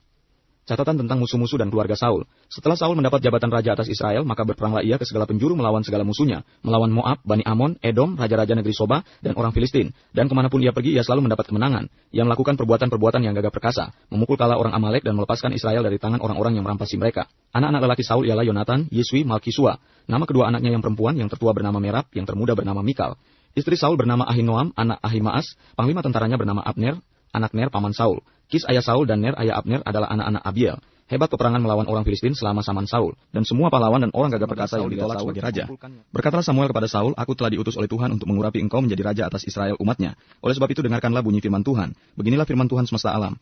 Aku akan membalas apa yang dilakukan orang Amalek kepada orang Israel, karena orang Amalek menghalang-halangi mereka ketika orang Israel pergi dari Mesir. Jadi pergilah sekarang, kalahkanlah orang Amalek, tumpaslah segala yang ada padanya, dan janganlah ada belas kasihan kepadanya. Bunuhlah semuanya, laki-laki maupun perempuan, kanak-kanak maupun anak-anak yang menyusu, lembu maupun domba, unta maupun keledai. Lalu Saul memanggil rakyat berkumpul dan memeriksa barisan mereka di Telaim. Ada 200.000 orang pasukan berjalan kaki dan 10.000 orang Yehuda. Setelah Saul sampai ke kota orang Amalek, disuruhnyalah orang-orang menghadang di lembah. Berkatalah Saul kepada orang Keni, berangkatlah, menjauhlah, pergilah dari tengah-tengah orang Amalek, supaya jangan kulenyapkan kamu bersama-sama dengan mereka. Bukankah kamu telah menunjukkan persahabatanmu kepada semua orang Israel ketika mereka pergi dari Mesir? Sesudah itu menjauhlah orang Keni dari tengah-tengah orang Amalek. Lalu Saul memukul kala orang Amalek mulai dari Hawilah sampai ke Syur yang di sebelah timur Mesir. Agag raja orang Amalek ditangkapnya hidup-hidup, tetapi segenap rakyatnya ditumpasnya dengan mata pedang. Tetapi Saul dan rakyat itu menyelamatkan Agag dan kambing domba dan lembu-lembu yang terbaik dan tambun, pula anak domba dan segala yang berharga. Tidak mau mereka menumpas semuanya itu, tetapi segala hewan yang tidak berharga dan yang buruk itulah yang ditumpas mereka. Lalu datanglah firman Tuhan kepada Samuel demikian, aku menyesal karena aku telah menjadikan Saul raja, sebab ia telah berbalik daripada aku dan tidak melaksanakan firmanku. Maka sakit hatilah Samuel dan ia berseru-seru kepada Tuhan semalam-malaman. Lalu Samuel bangun pagi-pagi untuk bertemu dengan Saul, tetapi diberitahukan kepada Samuel demikian, Saul telah ke Karmel tadi dan telah didirikannya baginya suatu tanda peringatan. Kemudian ia balik dan mengambil jurusan ke Gilgal. Ketika Samuel sampai kepada Saul, berkatalah Saul kepadanya, diberkatilah kiranya engkau oleh Tuhan, aku telah melaksanakan firman Tuhan. Tetapi kata Samuel, kalau begitu apakah bunyi kambing domba yang sampai ke telingaku, dan bunyi lembu-lembu yang kudengar itu? Jawab Saul, semuanya itu dibawa daripada orang Amalek, sebab rakyat menyelamatkan kambing domba dan lembu-lembu yang terbaik, dengan maksud untuk mempersembahkan korban kepada Tuhan Allahmu, tetapi selebihnya telah kami tumpas. Lalu berkatalah Samuel kepada Saul, sudahlah, aku akan memberitahukan kepadamu apa yang difirmankan Tuhan kepadaku tadi malam. Kata Saul kepadanya, katakanlah. Sesudah itu berkatalah Samuel, bukankah engkau walaupun engkau kecil pada pemandanganmu sendiri telah menjadi kepala atas suku-suku Israel, dan bukankah Tuhan telah mengurapi engkau menjadi raja atas Israel? Tuhan telah menyuruh engkau pergi dengan pesan, pergilah, tumpaslah orang-orang berdosa itu, yakni orang Amalek. Berperanglah melawan mereka sampai engkau membinasakan mereka. Mengapa engkau tidak mendengarkan suara Tuhan? Mengapa engkau mengambil jarahan dan melakukan apa yang jahat di mata Tuhan? Lalu kata Saul kepada Samuel, aku memang mendengarkan suara Tuhan dan mengikuti jalan yang telah disuruh Tuhan kepadaku, dan aku membawa Agag raja orang Amalek, tetapi orang Amalek itu sendiri telah kutumpas. Tetapi rakyat itu mengambil dari jarahan itu kambing domba dan lembu-lembu yang terbaik dari yang dikhususkan untuk ditumpas itu, untuk mempersembahkan korban kepada Tuhan Allahmu di Gilgal. Tetapi jawab Samuel, apakah Tuhan itu berkenan kepada korban bakaran dan korban sembelihan sama seperti kepada mendengarkan suara Tuhan? Sesungguhnya mendengarkan lebih baik daripada korban sembelihan, memperhatikan lebih baik daripada lemak domba-domba jantan. Sebab pendurhakaan adalah sama seperti dosa bertenung, dan kedegilan adalah sama seperti menyembah berhala dan terafim. Karena engkau telah menolak firman Tuhan, maka ia telah menolak engkau sebagai raja. Berkatalah Saul kepada Samuel, aku telah berdosa sebab telah kulangkahi titah Tuhan dan perkataanmu. Tetapi aku takut kepada rakyat, karena itu aku mengabulkan permintaan mereka. Maka sekarang ampunilah kiranya dosaku, kembalilah bersama-sama dengan aku, maka aku akan sujud menyembah kepada Tuhan. Tetapi jawab Samuel kepada Saul, aku tidak akan kembali bersama-sama dengan engkau, sebab engkau telah menolak firman Tuhan. Sebab itu Tuhan telah menolak engkau sebagai raja atas Israel. Ketika Samuel berpaling hendak pergi, maka Saul memegang punca jubah Samuel, tetapi terkoyak. Kemudian berkatalah Samuel kepadanya, Tuhan telah mengoyakkan daripadamu jabatan raja atas Israel pada hari ini, dan telah memberikannya kepada orang lain yang lebih baik daripadamu. Lagi sang mulia dari Israel tidak berdusta, dan ia tidak tahu menyesal, sebab ia bukan manusia yang harus menyesal. Tetapi kata Saul, aku telah berdosa, tetapi tunjukkanlah juga hormatmu kepadaku sekarang di depan para tua-tua bangsaku dan di depan orang Israel. Kembalilah bersama-sama dengan aku, maka aku akan sujud menyembah kepada Tuhan Allahmu. Sesudah itu kembalilah Samuel mengikuti Saul, dan Saul sujud menyembah kepada Tuhan. Lalu berkatalah Samuel, bawa kemari Agag raja Amalek itu. Dengan gembira Agag pergi kepadanya, sebab pikirnya, sesungguhnya kepahitan maut telah lewat. Tetapi kata Samuel, seperti pedangmu membuat perempuan-perempuan kehilangan anak, demikianlah ibumu akan kehilangan anak di antara perempuan-perempuan. Sesudah itu Samuel mencincang Agag di hadapan Tuhan di Gilgal. Kemudian Samuel pergi ke Rama, tetapi Saul pergi ke rumahnya di Gibea Saul. Sampai hari matinya Samuel tidak melihat Saul lagi, tetapi Samuel berduka cita karena Saul. Dan Tuhan menyesal karena ia menjadikan Saul diurapi menjadi raja. Berfirmanlah Tuhan kepada Samuel, berapa lama lagi engkau berduka cita karena Saul? Bukankah ia telah kutolak sebagai raja atas Israel? Isilah tabung tandukmu dengan minyak dan pergilah. Aku mengutus engkau kepada Isai orang Betlehem itu, sebab di antara anak-anaknya telah kupilih seorang raja bagiku. Tetapi Samuel berkata, bagaimana mungkin aku pergi? Jika Saul mendengarnya, ia akan membunuh aku. Firman Tuhan, bawalah seekor lembu muda dan katakan, aku datang untuk mempersembahkan korban kepada Tuhan. Kemudian undanglah Isai ke upacara pengorbanan itu. Lalu aku akan memberitahukan kepadamu apa yang harus kau perbuat. Urapilah bagiku orang yang akan kusebut kepadamu. Samuel berbuat seperti yang difirmankan Tuhan dan tibalah ia di kota Betlehem. Para tua-tua di kota itu datang mendapatkannya dengan gemetar dan berkata, adakah kedatanganmu ini membawa selamat? Jawabnya, iya benar. Aku datang untuk mempersembahkan korban kepada Tuhan. Kuduskanlah dirimu dan datanglah dengan daku ke upacara pengorbanan ini. Kemudian ia menguduskan Isai dan anak-anaknya yang laki-laki dan mengundang mereka ke upacara pengorbanan itu. Ketika mereka itu masuk dan Samuel melihat Eliab, lalu pikirnya, sungguh di hadapan Tuhan sekarang berdiri yang diurapinya. Tetapi berfirmanlah Tuhan kepada Samuel, janganlah pandang parasnya atau perawakan yang tinggi. Sebab aku telah menolaknya. Bukan yang dilihat manusia yang dilihat Allah. Manusia melihat apa yang di depan mata, tetapi Tuhan melihat hati. Lalu Isai memanggil Abinadab dan menyuruhnya lewat di depan Samuel, tetapi Samuel berkata, orang ini pun tidak dipilih Tuhan. Kemudian Isai menyuruh Syama lewat, tetapi Samuel berkata, orang ini pun tidak dipilih Tuhan. Demikianlah Isai menyuruh ketujuh anaknya lewat di depan Samuel, tetapi Samuel berkata kepada Isai, semuanya ini tidak dipilih Tuhan. Lalu Samuel berkata kepada Isai, inikah anakmu semuanya? Jawabnya, masih tinggal yang bungsu, tetapi sedang mengembalakan kambing domba. Kata Samuel kepada Isai, suruhlah memanggil dia, sebab kita tidak akan duduk makan sebelum ia datang kemari. Kemudian disuruhnyalah menjemput dia. Ia kemerah-merahan, matanya indah dan parasnya elok. Lalu Tuhan berfirman, bangkitlah, urapilah dia sebab inilah dia. Samuel mengambil tabung tanduk yang berisi minyak itu dan mengurapi Daud di tengah-tengah saudara-saudaranya. Sejak hari itu dan seterusnya berkuasalah roh Tuhan atas Daud. Lalu berangkatlah Samuel menuju Rama. Daud di istana Saul. Tetapi roh Tuhan telah mundur daripada Saul dan sekarang ia diganggu oleh roh jahat yang daripada Tuhan. Lalu berkatalah hamba-hamba Saul kepadanya, ketahuilah roh jahat yang daripada Allah mengganggu engkau. Baiklah Tuanku menitahkan hamba-hambamu yang di depanmu ini mencari seorang yang pandai main kecapi. Apabila roh jahat yang daripada Allah itu hingga padamu, haruslah ia main kecapi, maka engkau merasa nyaman. Berkatalah Saul kepada hamba-hambanya itu, carilah bagiku seorang yang dapat main kecapi dengan baik dan bawalah dia kepadaku. Lalu jawab salah seorang hamba itu katanya, sesungguhnya aku telah melihat salah seorang anak laki-laki Isai orang Betlehem itu yang pandai main kecapi. Ia seorang pahlawan yang gagah perkasa, seorang prajurit yang pandai bicara, elok perawakannya dan Tuhan menyertai dia. Kemudian Saul mengirim suruhan kepada Isai dengan pesan, suruhlah kepadaku anakmu Daud yang ada pada kambing domba itu. Lalu Isai mengambil seekor keledai yang dimuati roti, sekirbat anggur dan seekor anak kambing. Lalu dikirimkannya itu kepada Saul dengan perantaran Daud anaknya. Demikianlah Daud sampai kepada Saul dan menjadi pelayannya. Saul sangat mengasihinya dan ia menjadi pembawa senjatanya. Sebab itu Saul menyuruh orang kepada Isai mengatakan, biarlah Daud tetap menjadi pelayanku sebab aku suka kepadanya. Dan setiap kali apabila roh yang daripada Allah itu hingga pada Saul, maka Daud mengambil kecapi dan memainkannya. Saul merasa lega dan nyaman dan roh jahat itu undur daripadanya. Pasal 17, Goliat menantang tentara Israel. Orang Filistin mengumpulkan tentaranya untuk berperang. Mereka berkumpul di Soko yang di tanah Yehuda dan berkemah antara Soko dan Aseka di Efes Damim. Saul dan orang-orang Israel juga berkumpul dan berkemah di lembah Tarbantin. Mereka mengatur barisan perangnya berhadapan dengan orang Filistin. Orang Filistin berdiri di bukit sebelah sini dan orang Israel berdiri di bukit sebelah sana. Dan lembah ada di antara mereka. Lalu tampillah keluar seorang pendekar dari tentara orang Filistin. Namanya Goliat dari Gat. Tingginya 6 hasta sejengkal. Ketopong tembaga ada di kepalanya dan ia memakai baju sirah yang bersisik. Berat baju sirah ini 5.000 sikal tembaga. Dia memakai penutup kaki dari tembaga dan di bahunya ia memanggul lembing tembaga. Gagang tombaknya seperti pesa, tukang tenun dan mata tombaknya itu 600 sikal besi beratnya. Dan seorang pembawa perisai berjalan di depannya. Ia berdiri dan berseru kepada barisan Israel, katanya kepada mereka, mengapa kamu keluar untuk mengatur barisan perangmu? Bukankah aku seorang Filistin dan kamu adalah hamba Saul? Pilihlah bagimu seorang dan biarlah ia turun mendapatkan daku. Jika ia dapat berperang melawan aku dan mengalahkan aku, maka kami akan menjadi hambamu. Tetapi jika aku dapat mengungguli dia dan mengalahkannya, maka kamu akan menjadi hamba kami dan takluk kepada kami. Pula kata orang Filistin itu, aku menantang hari ini barisan Israel. Berikanlah kepadaku seorang, supaya kami berperang seorang lawan seorang. Ketika Saul dan segenap orang Israel mendengar perkataan orang Filistin itu, maka cemaslah hati mereka dan sangat ketakutan. Daud tiba di medan pertempuran. Daud adalah anak seorang dari Efrata, dari Betlehem Yehuda, yang bernama Isai. Isai mempunyai 8 anak laki-laki. Pada zaman Saul, orang itu telah tua dan lanjut usianya. Ketiga anak Isai yang besar-besar telah pergi berperang mengikuti Saul. Nama ketiga anaknya yang pergi berperang itu ialah Eliab, anak sulung, anak yang kedua ialah Abinadab, dan anak yang ketiga adalah Syama. Daud lah yang bungsu, jadi ketiga anak yang besar-besar itu pergi mengikuti Saul. Tetapi Daud selalu pulang daripada Saul untuk mengembalakan domba ayahnya di Betlehem. Orang Filistin itu maju mendekat pada pagi hari dan pada petang hari. Demikianlah ia tampil ke depan 40 hari lamanya. Isai berkata kepada Daud anaknya, ambillah untuk kakak-kakakmu berti gandum ini seeva dan roti yang 10 ini. Bawalah cepat-cepat ke perkemahan kepada kakak-kakakmu. Dan baiklah sampaikan keju yang 10 ini kepada kepala pasukan 1000. Tengoklah apakah kakak-kakakmu selamat dan bawalah pulang suatu tanda dari mereka. Saul dan mereka itu dan semua orang Israel ada di lembah Tarbantin tengah berperang melawan orang Filistin. Lalu Daud bangun pagi-pagi, ditinggalkannya lah kambing dombanya pada seorang penjaga, lalu mengangkat muatan dan pergi, seperti yang diperintahkan Isai kepadanya. Sampailah ia ke perkemahan. Ketika tentara keluar untuk mengatur barisannya dan mengangkat sorak perang, orang Israel dan orang Filistin itu mengatur barisannya, barisan berhadapan dengan barisan. Lalu Daud menurunkan barang-barangnya dan meninggalkannya di tangan penjaga barang-barang tentara.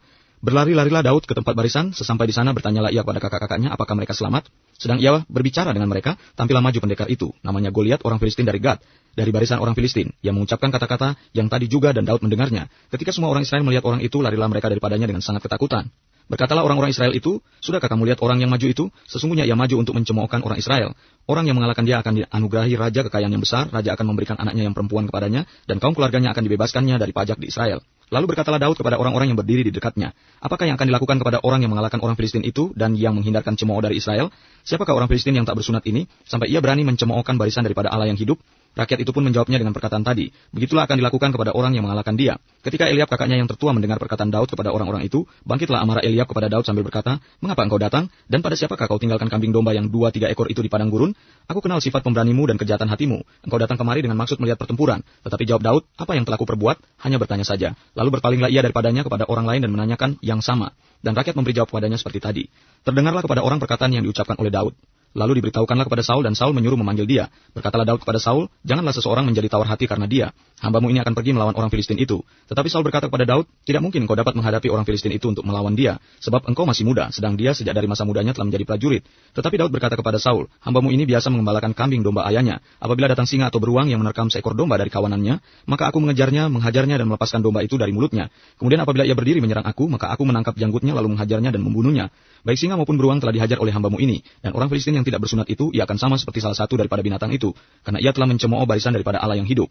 Pula kata Daud, Tuhan yang telah melepaskan aku dari cakar singa dan dari cakar beruang, dia juga akan melepaskan aku dari tangan orang Filistin itu. Kata Saul kepada Daud, pergilah, Tuhan menyertai engkau. Lalu Saul mengenakan baju perangnya kepada Daud, ditaruhnya ketopong tembaga di kepalanya dan dikenakannya baju sirah kepadanya. Lalu Daud mengikatkan pedangnya di luar baju perangnya, kemudian ia berikhtiar berjalan, sebab belum pernah dicobanya. Maka berkatalah Daud kepada Saul, aku tidak dapat berjalan dengan memakai ini, sebab belum pernah aku mencobanya. Kemudian ia menanggalkannya. Perkelahian Daud dengan Goliat. Lalu Daud mengambil tongkatnya di tangannya, dipilihnya dari dasar sungai 5 batu yang licin, dan ditaruhnya dalam kantung gembala yang dibawanya, yakni tempat batu, sedang umbannya dipegangnya di tangannya. Demikianlah ia mendekati orang Filistin itu. Orang Filistin itu kian dekat menghampiri Daud dan di depannya orang yang membawa perisainya. Ketika orang Filistin itu menunjukkan pandangnya ke arah Daud serta melihat dia, dihinanya Daud itu karena ia masih muda, kemerah-merahan dan elok parasnya. Orang Filistin itu berkata kepada Daud, anjingkah aku maka engkau mendatangi aku dengan tongkat? Lalu demi para alanya orang Filistin itu mengutuki Daud. Pula orang Filistin itu berkata kepada Daud, hadapilah aku, maka aku akan memberikan dagingmu kepada burung-burung di udara dan kepada binatang-binatang di padang. Tetapi Daud berkata kepada orang Filistin itu, engkau mendatangi aku dengan pedang dan tombak dan lembing, tetapi aku mendatangi engkau dengan nama Tuhan semesta alam, Allah segala barisan Israel yang kau tantang itu. Hari ini juga Tuhan akan menyerahkan engkau ke dalam tanganku, dan aku akan mengalahkan engkau, dan memenggal kepalamu dari tubuhmu. Dan hari ini juga, aku akan memberikan mayatmu dan mayat tentara orang Filistin kepada burung-burung di udara, dan kepada binatang-binatang liar, supaya seluruh bumi tahu bahwa Israel mempunyai Allah. Dan supaya segenap jemaah ini tahu bahwa Tuhan menyelamatkan bukan dengan pedang dan bukan dengan lembing, sebab di tangan Tuhanlah pertempuran, dan ia pun menyerahkan kamu ke dalam tangan kami. Ketika orang Filistin itu bergerak maju untuk menemui Daud, maka segeralah Daud berlari ke barisan musuh untuk menemui orang Filistin itu. Lalu Daud memasukkan tangannya dalam kantungnya, diambilnyalah sebuah batu dari dalamnya, diumbannya, maka kenalah dahi orang Filistin itu, sehingga batu itu terbenam ke dalam dahinya, dan terjerumuslah ia dengan mukanya ke tanah. Demikianlah Daud mengalahkan orang Filistin itu dengan umban dan batu. Ia mengalahkan orang Filistin itu dan membunuhnya tanpa pedang di tangan. Daud berlari mendapatkan orang Filistin itu lalu berdiri di sebelahnya. Diambilnyalah pedangnya, dihunusnya dari sarungnya lalu menghabisi dia. Dipancungnyalah kepalanya dengan pedang itu. Ketika orang Filistin melihat bahwa pahlawan mereka telah mati, maka larilah mereka. Maka bangkitlah orang-orang Israel dan Yehuda, mereka bersorak-sorak lalu mengejar orang-orang Filistin sampai dekat Gad dan sampai pintu gerbang Ekron. Dan orang-orang yang terbunuh dari orang Filistin bergelimpangan di jalan ke Saaraim sampai Gad dan sampai Ekron. Kemudian pulanglah orang Israel dari pemburuan hebat atas orang Filistin, lalu menjara perkemahan mereka. Dan Daud mengambil kepala orang Filistin yang dipancungnya itu dan membawanya ke Yerusalem. Tetapi senjata-senjata orang itu ditaruhnya dalam kemahnya. Ketika Saul melihat Daud pergi menemui orang Filistin itu, berkatalah ia kepada Abner, panglima tentaranya, "Anak siapakah orang muda itu, Abner?" Jawab Abner, "Demi tuanku hidup, ya raja, sesungguhnya aku tidak tahu." Kemudian raja berkata, "Tanyakanlah anak siapakah orang muda itu." Ketika Daud kembali sesudah mengalahkan orang Filistin itu, maka Abner memanggilnya dan membawanya menghadap Saul, sedang kepala orang Filistin itu masih ada di tangannya. Kata Saul kepadanya, "Anak siapakah engkau, ya orang muda?" Jawab Daud, "Anak hamba tuanku Isai, orang Betlehem itu." 18. Daud dan Yonatan. Ketika Daud habis berbicara dengan Saul, berpadulah jiwa Yonatan dengan jiwa Daud, dan Yonatan mengasihi dia seperti jiwanya sendiri. Pada hari itu Saul membawa dia dan tidak membiarkannya pulang ke rumah ayahnya. Yonatan mengikat perjanjian dengan Daud karena ia mengasihi dia seperti dirinya sendiri. Yonatan menanggalkan jubah yang dipakainya dan memberikannya kepada Daud, juga baju perangnya sampai pedangnya, panahnya dan ikat pinggangnya. Daud maju berperang dan selalu berhasil kemana juga Saul menyuruhnya, sehingga Saul mengangkat dia mengepalai para prajurit. Hal ini dipandang baik oleh seluruh rakyat dan juga oleh pegawai-pegawai Saul. Saul benci kepada Daud. Tetapi pada waktu mereka pulang, ketika Daud kembali sesudah mengalahkan orang Filistin itu, keluarlah orang-orang perempuan dari segala kota Israel menyongsong Raja Saul sambil menyanyi dan menari-nari dengan memukul rebana, dengan bersukaria dan dengan membunyikan gerincing. Dan perempuan yang menari-nari itu menyanyi berbalas-balasan, katanya, "Saul mengalahkan beribu-ribu musuh, tetapi Daud berlaksa-laksa." Lalu bangkitlah amarah Saul dengan sangat dan perkataan itu menyebalkan hatinya, sebab pikirnya, kepada Daud diperhitungkan mereka berlaksa-laksa, tetapi kepadaku diperhitungkannya beribu-ribu. Akhir-akhirnya jabatan raja itu pun jatuh kepadanya. Sejak hari itu maka Saul selalu mendengki Daud. Keesokan harinya roh jahat yang daripada Allah itu berkuasa atas Saul, sehingga ia kerasukan di tengah-tengah rumah, sedang Daud main kecapi seperti sehari-hari. Adapun Saul ada tombak di tangannya. Saul melemparkan tombak itu karena pikirnya, baiklah aku menancapkan Daud ke dinding. Tetapi Daud mengelakkannya sampai 2 kali. Saul menjadi takut kepada Daud karena Tuhan menyertai Daud, sedang daripada Saul ia telah undur. Sebab itu Saul menjauhkan Daud dari dekatnya dan mengangkat dia menjadi kepala pasukan 1000, sehingga ia berada di depan dalam segala gerakan tentara. Daud berhasil di segala perjalanannya sebab Tuhan menyertai dia. Ketika dilihat Saul bahwa Daud sangat berhasil, makin takutlah ia kepadanya. Tetapi seluruh orang Israel dan orang Yehuda mengasihi Daud karena ia memimpin segala gerakan mereka. Berkatalah Saul kepada Daud, "Ini dia anakku perempuan yang tertua, Merab. Dia akan kuberikan kepadamu menjadi istrimu, hanya jadilah bagiku seorang yang gagah perkasa, dan lakukanlah perang Tuhan." Sebab pikir Saul, janganlah tanganku memukul dia, tetapi biarlah ia dipukul oleh tangan orang Filistin. Tetapi Daud berkata kepada Saul, "Siapakah aku dan siapakah sanak saudaraku, kaum ayahku di antara orang Israel, sehingga aku menjadi menantu raja?" Tetapi ketika tiba waktunya untuk memberikan Merab, anak Saul itu kepada Daud, maka anak perempuan itu diberikan kepada Adriel, orang Mehola, menjadi istrinya. Tetapi Mikal, anak perempuan Saul, jatuh cinta kepada Daud. Ketika hal itu diberitahukan kepada Saul, maka ia pun menyetujuinya. Sebab pikir Saul, baiklah Mikal kuberikan kepadanya, biarlah ia menjadi jerat bagi Daud, dan biarlah tangan orang Filistin memukul dia. Lalu berkatalah Saul kepada Daud untuk kedua kalinya, "Pada hari ini engkau boleh menjadi menantuku." Lagi Saul memerintahkan kepada para pegawainya, "Katakanlah kepada Daud dengan diam-diam, demikian, sesungguhnya raja suka kepadamu, dan para pegawainya mengasihi engkau, maka sebab itu, jadilah engkau menantu raja." Lalu para pegawai Saul menyampaikan perkataan itu kepada Daud, tetapi Daud menjawab, "Perkara ringankah pada pemandanganmu menjadi menantu raja? Bukankah aku seorang yang miskin dan rendah?" Para pegawai Saul memberitahukan kepada raja, katanya, "Demikianlah jawab yang diberikan Daud." Kemudian berkatalah Saul, "Beginilah kamu katakan kepada Daud, raja tidak menghendaki mas kawin selain dari 100 kulit katan orang Filistin sebagai pembalasan kepada musuh raja." Saul bermaksud untuk menjatuhkan Daud dengan perantaraan orang Filistin. Ketika para pegawainya memberitahukan perkataan itu kepada Daud, maka setujulah Daud menjadi menantu raja. Waktunya belum genap, tetapi Daud sudah bersiap. Ia pergi dengan orang-orangnya dan menewaskan dari orang Filistin itu 200 orang serta membawa kulit katan mereka. Dan dalam jumlah yang genap diberikan merekalah semuanya itu kepada raja, supaya Daud menjadi menantu raja. Kemudian Saul memberikan Mikal anaknya kepadanya menjadi istrinya. Lalu mengertilah Saul dan taulah ia bahwa Tuhan menyertai Daud, dan bahwa seluruh orang Israel mengasihi Daud. Maka makin takutlah Saul kepada Daud. Saul tetap menjadi musuh Daud seumur hidupnya. Apabila raja-raja orang Filistin maju berperang, setiap kali mereka maju berperang, maka Daud lebih berhasil daripada semua pegawai Saul. Daud melarikan diri karena Saul menyerang dia kembali. Saul mengatakan kepada Yonatan anaknya dan kepada semua pegawainya bahwa Daud harus dibunuh. Tetapi Yonatan anak Saul sangat suka kepada Daud, sehingga Yonatan memberitahukan kepada Daud, "Ayahku Saul berikhtiar untuk membunuh engkau. Oleh sebab itu hati-hatilah besok pagi, duduklah di suatu tempat perlindungan dan bersembunyilah di sana. Aku akan keluar dan berdiri di sisi ayahku di padang tempatmu itu. Maka aku akan berbicara dengan ayahku perihalmu, dan aku akan melihat bagaimana keadaannya lalu memberitahukannya kepadamu." Lalu Yonatan mengatakan yang baik tentang Daud kepada Saul ayahnya, katanya, "Janganlah raja berbuat dosa terhadap Daud, hambanya, sebab ia tidak berbuat dosa terhadapmu. Bukankah apa yang diperbuatnya sangat baik bagimu?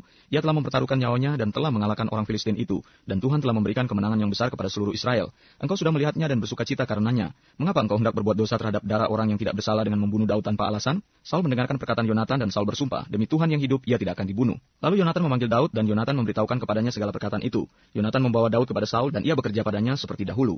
Ketika perang pecah pula, maka majulah Daud dan berperang melawan orang Filistin. Ia menimbulkan kekalahan besar di antara mereka sehingga mereka melarikan diri dari depannya. Tetapi roh jahat yang daripada Tuhan hingga pada Saul, ketika ia duduk di rumahnya dengan tombaknya di tangannya dan Daud sedang main kecapi. Lalu Saul berikhtiar menancapkan Daud ke dinding dengan tombaknya. Tetapi Daud mengelakkan tikaman Saul sehingga Saul mengenai dinding dengan tombak itu. Sesudah itu Daud melarikan diri dan luputlah ia pada malam itu.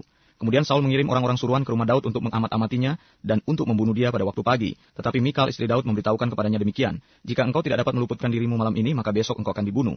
Lalu Mikal menurunkan Daud dari jendela, ia pergi melarikan diri dan luputlah ia. Sesudah itu Mikal mengambil terafim dan menaruhnya di tempat tidur, ditaruhnya selai tenunan bulu kambing di bagian kepala dan ditutupinya dengan selimut. Lalu Saul mengirim orang-orang suruhan untuk mengambil Daud, tetapi perempuan itu berkata, "Ia sakit." Sesudah itu Saul mengirim orang-orang suruhan itu untuk melihat Daud. Katanya, bawalah dia di atas tempat tidur itu kemari supaya ia dibunuh. Lalu masuklah para suruhan itu ke dalam dan tampaklah ada terafim di tempat tidur dengan selai tenunan bulu kambing di bagian kepala.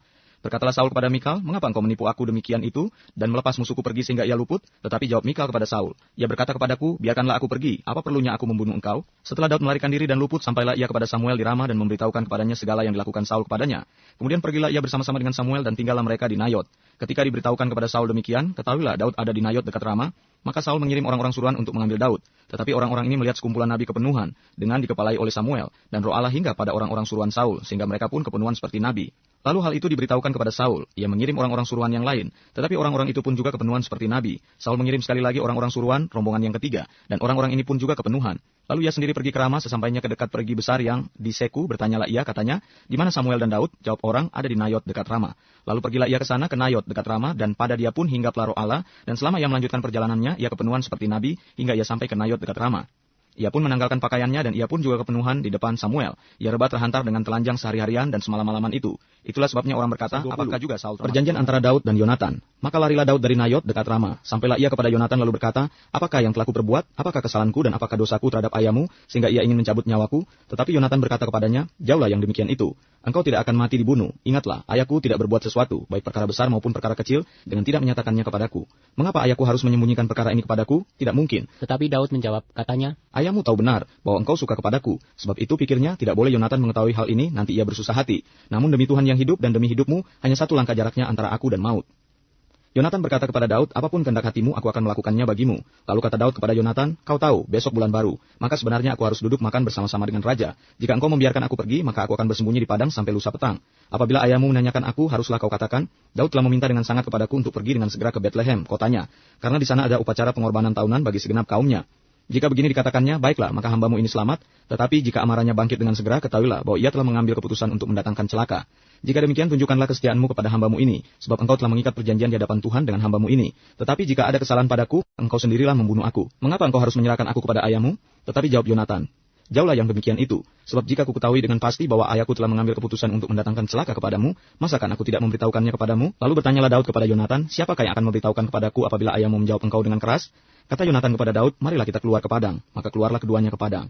Lalu berkatalah Yonatan kepada Daud, demi Tuhan Allah Israel, besok atau lusa kira-kira waktu ini, aku akan memeriksa perasaan ayahku. Apabila baik keadaannya bagi Daud, masakan aku tidak akan menyuruh orang kepadamu dan memberitahukannya kepadamu? Tetapi apabila ayahku memandang baik untuk mendatangkan celaka kepadamu, beginilah kiranya Tuhan menghukum Yonatan. Bahkan lebih lagi daripada itu, sekiranya aku tidak menyatakannya kepadamu dan membiarkan engkau pergi, sehingga engkau dapat berjalan dengan selamat. Tuhan kiranya menyertai engkau seperti ia menyertai ayahku dahulu. Jika aku masih hidup, bukankah engkau akan menunjukkan kepadaku kasih setia Tuhan? Tetapi jika aku sudah mati, janganlah engkau memutuskan kasih setiamu terhadap keturunanku sampai selamanya. Dan apabila Tuhan melenyapkan setiap orang dari musuh Daud dari muka bumi, janganlah nama Yonatan terhapus dari keturunan Daud, melainkan kiranya Tuhan menuntut balas daripada musuh-musuh Daud. Dan Yonatan menyuruh Daud sekali lagi bersumpah demi kasihnya kepadanya, sebab ia mengasihi Daud seperti dirinya sendiri. Kemudian berkatalah Yonatan kepadanya, besok bulan baru, maka engkau nanti akan ditanyakan sebab tempat dudukmu akan tinggal kosong. Tetapi lusa engkau pasti akan dicari. Engkau harus datang ke tempat engkau bersembunyi pada hari peristiwa itu dan duduklah dekat bukit batu. Maka aku akan memanahkan 3 anak panah ke samping batu itu seolah-olah aku membidik suatu sasaran. Dan ketahuilah, aku akan menyuruh bujangku pergilah mencari anak-anak panah itu. Jika tegas kukatakan kepada bujang itu, lihat, anak-anak panah itu lebih kemari, ambillah, maka datanglah sebab demi Tuhan yang hidup engkau selamat dan tidak ada bahaya apa-apa. Tetapi jika begini kukatakan kepada orang muda itu, lihat, anak-anak panah itu lebih ke sana, maka pergilah sebab Tuhan menyuruh engkau pergi. Tentang hal yang kita janjikan itu antara aku dan engkau, sesungguhnya Tuhan ada di antara aku dan engkau sampai selama-lamanya. Sesudah itu bersembunyilah Daud di padang. Ketika bulan baru tiba, duduklah raja pada meja untuk makan. Raja duduk di tempatnya seperti biasa dekat dinding, Yonatan berhadapan dengan dia, Abner duduk di sisi Saul, tetapi tempat Daud tinggal kosong, dan Saul tidak berkata apa-apa pada hari itu, sebab pikirnya barangkali ada sesuatu yang terjadi kepadanya. Mungkin ia tidak tahir. Ya, tentu ia tidak tahir. Tetapi pada hari sesudah bulan baru itu, pada hari yang kedua, ketika tempat Daud masih tinggal kosong, bertanyalah Saul kepada Yonatan anaknya, mengapa anak Isai tidak datang makan, baik kemarin maupun hari ini? Jawab Yonatan kepada Saul, Daud telah meminta dengan sangat kepadaku untuk pergi ke Bethlehem. Katanya, biarkanlah aku pergi sebab ada upacara pengorbanan bagi kaum kami di kota. Dan saudara-saudaraku sendirilah yang memanggil aku. Oleh sebab itu, jika engkau mengasihi aku, berilah izin kepadaku untuk menengok saudara-saudaraku. Itulah sebabnya ia tidak datang ke perjamuan raja. Lalu bangkitlah amarah Saul kepada Yonatan, katanya kepadanya, anak sundal yang kurang ajar, bukankah aku tahu bahwa engkau telah memilih pihak anak Isai, dan itu noda bagi kau sendiri dan bagi perut ibumu? Sebab sesungguhnya selama anak Isai itu hidup di muka bumi, engkau dan kerajaanmu tidak akan kokoh. Dan sekarang suruhlah orang memanggil dan membawa dia kepadaku, sebab ia harus mati. Tetapi Yonatan menjawab Saul, ayahnya itu, katanya kepadanya, mengapa ia harus dibunuh? Apa yang dilakukannya? Lalu Saul melemparkan tombaknya kepada Yonatan untuk membunuhnya. Maka tahulah Yonatan bahwa ayahnya telah mengambil keputusan untuk membunuh Daud. Sebab itu Yonatan bangkit dan meninggalkan perjamuan itu dengan kemarahan yang bernyala-nyala. Pada hari yang kedua bulan baru itu, ia tidak makan apa-apa, sebab ia bersusah hati karena Daud, sebab ayahnya telah menghina Daud. Pada waktu pagi keluarlah Yonatan ke padang bersama-sama seorang budak kecil sesuai dengan janjinya kepada Daud. Berkatalah ia kepada budaknya, larilah, carilah anak-anak panah yang kupanakan. Baru saja budak itu berlari, maka Yonatan melepaskan sebatang anak panah lewat kepala budak itu. Ketika budak itu sampai ke tempat letaknya, anak panah yang dilepaskan Yonatan itu, maka berserulah Yonatan dari belakang budak itu, katanya, bukankah anak panah itu lebih ke sana? Kemudian berserulah Yonatan dari belakang budak itu, ayo cepat, jangan berdiri saja. Lalu budak Yonatan memungut anak panah itu dan kembali kepada tuannya. Tetapi budak itu tidak tahu apa-apa, hanya Yonatan, dan Daudlah yang mengetahui hal itu. Sesudah itu, Yonatan memberikan senjatanya kepada budak yang menyertai dia dan berkata kepadanya, pergilah, bawalah ke kota. Maka pulanglah budak itu, lalu tampillah Daud dari sebelah bukit batu. Ia sujud dengan mukanya ke tanah dan menyembah 3 kali. Mereka bercium-ciuman dan bertangis-tangisan. Akhirnya Daud dapat menahan diri. Kemudian berkatalah Yonatan kepada Daud, pergilah dengan selamat, bukankah kita berdua telah bersumpah demi nama Tuhan? Demikian Tuhan akan ada di antara aku dan engkau serta di antara keturunanku dan keturunanmu sampai selamanya. Setelah itu bangunlah Daud dan pergi, dan Yonatan pun pulang ke kota. Pasal 21, Daud di Nob. Sampailah Daud ke Nob kepada Ahimelek imam itu. Dengan gemetar Ahimelek pergi menemui Daud dan berkata kepadanya, mengapa engkau seorang diri dan tidak ada orang bersama-sama dengan engkau? Jawab Daud kepada imam Ahimelek, raja menugaskan sesuatu kepadaku. Katanya kepadaku, siapapun juga tidak boleh mengetahui sesuatu dari hal yang kusuruh kepadamu dan yang kutugaskan kepadamu ini. Sebab itu orang-orangku telah kusuruh pergi ke suatu tempat. Maka sekarang apa yang ada padamu? Berikanlah kepadaku 5 roti atau apapun yang ada. Lalu jawab imam itu kepada Daud, tidak ada roti biasa padaku, hanya roti kudus yang ada, asal saja orang-orangmu itu menjaga diri terhadap perempuan. Daud menjawab imam itu, katanya kepadanya, memang kami tidak diperbolehkan bergaul dengan perempuan. Seperti sedia kala apabila aku maju berperang. Tubuh orang-orangku itu tahir sekalipun pada perjalanan biasa, apalagi pada hari ini, masing-masing mereka tahir tubuhnya. Lalu imam itu memberikan kepadanya roti kudus itu, karena tidak ada roti di sana kecuali roti sajian, roti itu biasa diangkat orang dari hadapan Tuhan, supaya pada hari roti itu diambil, ditaruh lagi roti baru. Maka pada hari itu juga, ada di sana salah seorang pegawai Saul yang dikhususkan melayani Tuhan, namanya Doeg, seorang Edom pengawas atas gembala-gembala Saul. Berkatalah Daud kepada Ahimelek, tidak adakah padamu di sini tombak atau pedang? Sebab baik pedangku maupun senjataku tidak dapat kubawa karena perintah raja itu mendesak. Kemudian berkatalah imam itu, pedang Goliat orang Filistin yang kau pukul kala di lembah Tarbantin, itulah yang ada di sini, terbungkus dalam kain di belakang efod itu. Jika engkau hendak mengambilnya, ambillah, yang lain tidak ada, hanya ini. Kata Daud, tidak ada yang seperti itu, berikanlah itu kepadaku. Daud di Gad. Kemudian bersiaplah Daud dan larilah ia pada hari itu juga dari Saul, sampailah ia kepada Akis, raja kota Gad. Pegawai-pegawai Akis berkata kepada tuannya, bukankah ini Daud raja negeri itu? Bukankah tentang dia orang-orang menyanyi berbalas-balasan sambil menari-nari demikian? Saul mengalahkan beribu-ribu musuh, tetapi Daud berlaksa-laksa. Daud memperhatikan perkataan itu dan dia menjadi takut sekali kepada Akis raja kota Gad itu. Sebab itu ia berlaku seperti orang yang sakit ingatan di depan mata mereka dan berbuat pura-pura gila di dekat mereka. Ia menggores-gores pintu gerbang dan membiarkan ludahnya meleleh ke janggutnya. Lalu berkatalah Akis kepada para pegawainya, tidakkah kamu lihat bahwa orang itu gila? Mengapa kamu membawa dia kepadaku? Kekurangan orang gila ke aku, maka kamu bawa orang ini kepadaku supaya ia menunjukkan gilanya dekat aku? Patutkah orang ini gua Adulam? Lalu Daud pergi dari sana dan melarikan diri ke gua Adulam. Ketika saudara-saudaranya dan seluruh keluarganya mendengar hal itu, pergilah mereka ke sana mendapatkan dia. Berhimpunlah juga kepadanya setiap orang yang dalam kesukaran, setiap orang yang dikejar-kejar tukang piutang, setiap orang yang sakit hati, maka ia menjadi pemimpin mereka. Bersama-sama dengan dia ada kira-kira 400 orang. Dari sana Daud pergi ke Mispa di Moab dan berkatalah kepada raja negeri Moab, izinkanlah ayahku dan ibuku tinggal padamu, sampai aku tahu apa yang dilakukan Allah kepadaku. Lalu diantarkannyalah mereka kepada raja negeri Moab, dan mereka tinggal bersama dia selama Daud ada di kubu gunung. Tetapi Gad, nabi itu berkata kepada Daud, janganlah tinggal di kubu gunung itu, pergilah dan pulanglah ke tanah Yehuda. Lalu pergilah Daud dan masuk ke hutan Keret. Para imam di Nob dibunuh. Hal itu terdengar oleh Saul, sebab Daud dan orang-orang yang bersama-sama dengan dia telah diketahui tempatnya. Adapun Saul ada di Gibea, sedang duduk di bawah pohon tamariska di bukit, dengan tombaknya di tangan dan semua pegawainya berdiri di dekatnya. Lalu berkatalah Saul kepada para pegawainya yang berdiri di dekatnya, cobalah dengar, ya orang-orang Benyamin, apakah anak Isai itu juga akan memberikan kepada kamu sekalian ladang dan kebun anggur? Apakah ia akan mengangkat kamu sekalian menjadi kepala atas pasukan 1000 dan atas pasukan 100, sehingga kamu sekalian mengadakan persepakatan melawan aku dan tidak ada seorang pun yang menyatakan kepadaku bahwa anakku mengikat diri dengan anak Isai itu? Tidak ada seorang pun dari kamu yang cemas karena aku, atau yang menyatakan kepadaku bahwa anakku telah menghasut pegawaiku melawan aku menjadi penghadang seperti sekarang ini? Lalu menjawablah Doeg orang Edom itu yang berdiri dekat para pegawai Saul, katanya, telah kulihat bahwa anak Isai itu datang ke Nob kepada Ahimelek bin Ahitub. Ia menanyakan Tuhan bagi Daud dan memberikan bekal kepadanya. Juga pedang Goliat orang Filistin itu diberikannya kepadanya. Lalu raja menyuruh memanggil Ahimelek bin Ahitub. Imam itu bersama-sama dengan seluruh keluarganya, para imam yang di Nob, dan datanglah sekaliannya menghadap raja. Kata Saul, cobalah dengar ya anak Ahitub. Jawabnya, ya tuanku. Kemudian bertanyalah Saul kepadanya, mengapa kamu mengadakan persepakatan melawan aku? Engkau dengan anak Isai itu, dengan memberikan roti dan pedang kepadanya, menanyakan Allah baginya, sehingga ia bangkit melawan aku menjadi penghadang seperti sekarang ini? Lalu Ahimelek menjawab raja, tetapi siapakah di antara segala pegawaimu yang dapat dipercaya seperti Daud, apalagi ia menantu raja dan kepala para pengawalmu dan dihormati dalam rumahmu? Bukan ini pertama kali aku menanyakan Allah bagi dia, sekali-kali tidak. Janganlah kiranya raja melontarkan tuduhan kepada hambamu ini, bahkan kepada seluruh keluargaku, sebab hambamu ini tidak tahu apa-apa tentang semuanya itu, baik tentang perkara kecil maupun perkara besar. Tetapi raja berkata, engkau mesti dibunuh Ahimelek, engkau dan seluruh keluargamu. Lalu raja memerintahkan kepada bentara yang berdiri di dekatnya, majulah dan bunuhlah para imam Tuhan itu, sebab mereka membantu Daud. Sebab walaupun mereka tahu bahwa ia melarikan diri, mereka tidak memberitahukan hal itu kepadaku. Tetapi para pegawai raja tidak mau mengangkat tangannya untuk memarang imam-imam Tuhan itu. Lalu berkatalah raja kepada Doeg, majulah engkau dan paranglah para imam itu. Maka majulah Doeg orang Edom itu, lalu memarang para imam itu. Ia membunuh pada hari itu 85 orang yang memakai baju efod dari kain lenan. Juga penduduk Nob, kota imam itu, dibunuh raja dengan mata pedang, laki-laki maupun perempuan, kanak-kanak maupun anak yang menyusu. Pula lembu, keledai, dan domba dibunuhnya dengan mata pedang. Tetapi seorang anak Ahimelek bin Ahitub namanya Abiatar luput. Ia melarikan diri menjadi pengikut Daud. Ketika Abiatar memberitahukan kepada Daud bahwa Saul telah membunuh para imam Tuhan, berkatalah Daud kepada Abiatar, memang pada hari itu juga ketika Doeg orang Edom itu ada di sana, aku telah tahu bahwa pasti ia akan memberitahukannya kepada Saul. Akulah sebab utama daripada kematian seluruh keluargamu. Tinggallah padaku, janganlah takut, sebab siapa yang ingin mencabut nyawamu, ia juga ingin mencabut nyawaku. Daud di Kehila.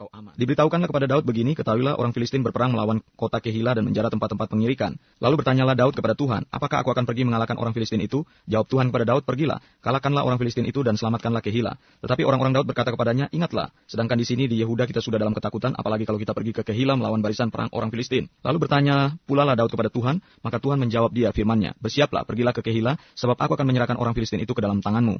Kemudian pergilah Daud dengan orang-orangnya ke Kehila, ia berperang melawan orang Filistin itu. Dihalaunya ternak mereka dan ditimbulkannya kekalahan besar di antara mereka. Demikianlah Daud menyelamatkan penduduk Kehila. Ketika Abiatar bin Ahimelek melarikan diri kepada Daud ke Kehila, ia turun dengan membawa efod di tangannya. Kepada Saul diberitahukan bahwa Daud telah masuk Kehila. Lalu berkatalah Saul, Allah telah menyerahkan dia ke dalam tanganku. Sebab dengan masuk ke dalam kota yang berpintu dan berpalang, ia telah mengurung dirinya. Maka Saul memanggil seluruh rakyat pergi berperang ke Kehila dan mengepung Daud dengan orang-orangnya.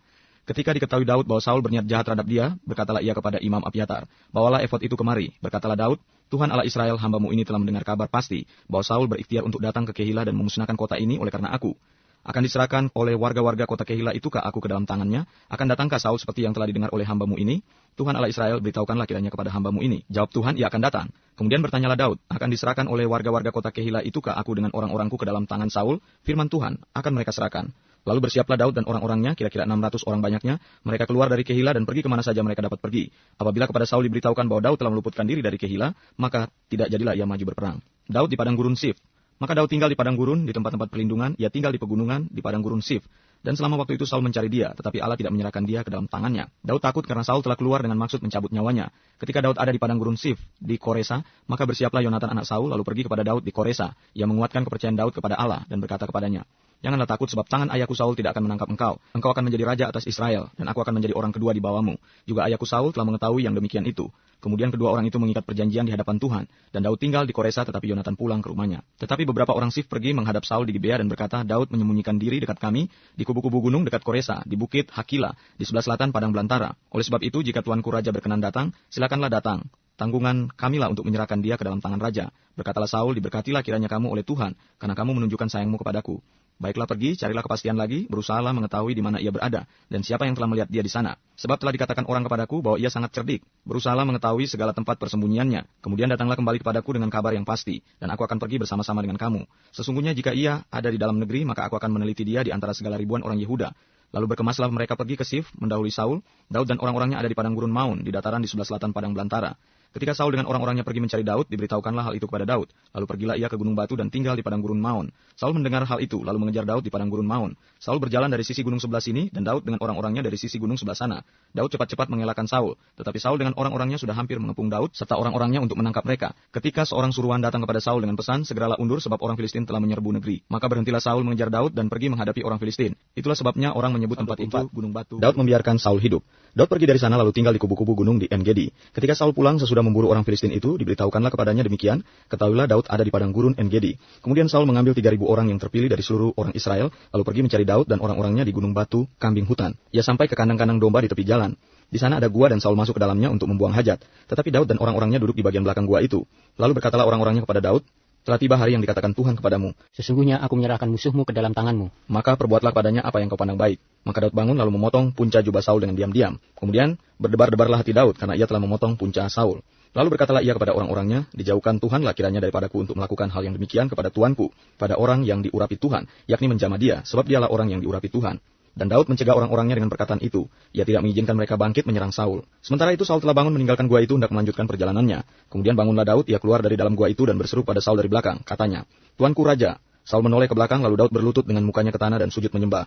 Lalu berkatalah Daud kepada Saul, "Mengapa engkau mendengarkan perkataan orang-orang yang mengatakan, sesungguhnya Daud mengikhtiarkan celakamu? Ketahuilah, pada hari ini matamu sendiri melihat bahwa Tuhan sekarang menyerahkan engkau ke dalam tanganku dalam gua itu. Ada orang yang telah menyuruh aku membunuh engkau, tetapi aku merasa sayang kepadamu karena pikirku, aku tidak akan menjamah tuanku itu, sebab dialah orang yang diurapi Tuhan. Lihatlah dahulu, ayahku, lihatlah kiranya punca jubahmu dalam tanganku ini. Sebab dari kenyataan bahwa aku memotong punca jubahmu dengan tidak membunuh engkau, dapatlah kau ketahui dan kau lihat, bahwa tanganku bersih daripada kejahatan dan pengkhianatan, dan bahwa aku tidak berbuat dosa terhadap engkau, walaupun engkau ini mengejar-ngejar aku untuk mencabut nyawaku. Tuhan kiranya menjadi hakim di antara aku dan engkau. Tuhan kiranya membalaskan aku kepadamu, tetapi tanganku tidak akan memukul engkau. Seperti peribahasa orang tua-tua mengatakan, dari orang fasik timbul kefasikan, tetapi tanganku tidak akan memukul engkau. Terhadap siapakah Raja Israel keluar berperang? Siapakah yang kau kejar? Anjing mati, seekor kutu saja. Sebab itu Tuhan kiranya menjadi hakim yang memutuskan antara aku dan engkau.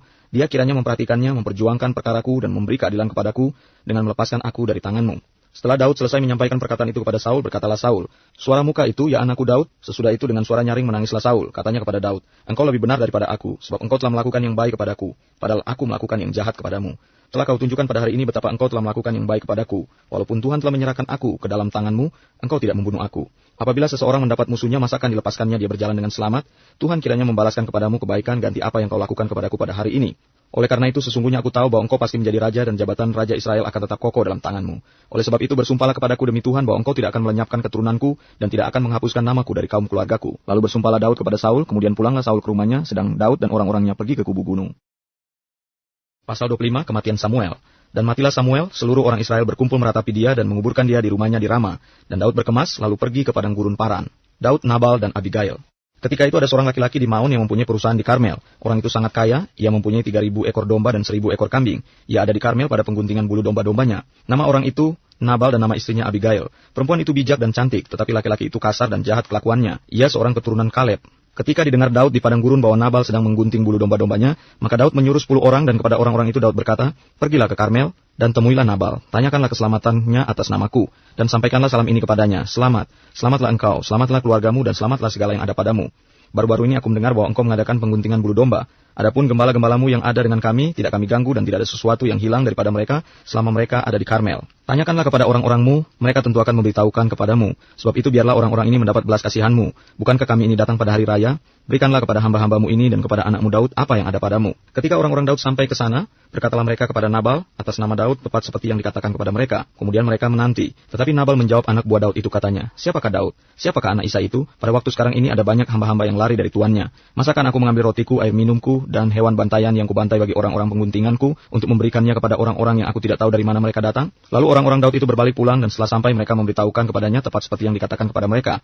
Kemudian berkatalah Daud kepada orang-orangnya, "Kamu masing-masing sandanglah pedang." Lalu mereka masing-masing menyandang pedangnya. Daud sendiri pun menyandang pedangnya. Sesudah itu kira-kira 400 orang maju mengikuti Daud, sedang 200 orang tinggal menjaga barang-barang. Tetapi kepada Abigail istri Nabal telah diberitahukan oleh salah seorang bujangnya, katanya, "Ketahuilah Daud menyuruh orang dari padang gurun untuk memberi salam kepada tuan kita, tetapi ia memaki-maki mereka. Padahal orang-orang itu sangat baik pada kami. Mereka tidak mengganggu kami dan kami tidak kehilangan apa-apa selama kami lalu lalang di dekat mereka ketika kami ada di ladang. Mereka seperti pagar tembok sekeliling kami siang malam selama kami menggembalakan domba-domba di dekat mereka.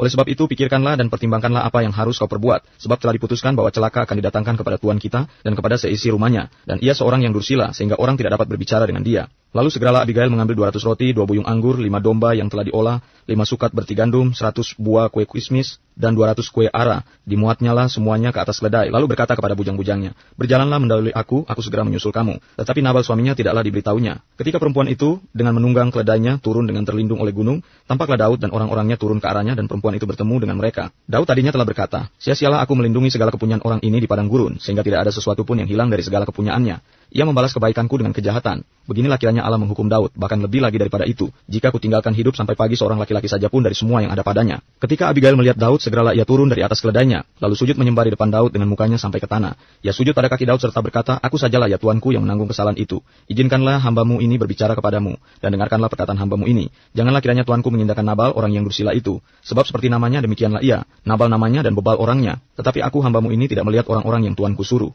Oleh sebab itu tuanku, demi Tuhan yang hidup dan demi hidupmu yang dicegah Tuhan daripada melakukan hutang darah, dan daripada bertindak sendiri dalam mencari keadilan, biarlah menjadi sama seperti Nabal musuhmu, dan orang yang bermaksud jahat terhadap tuanku.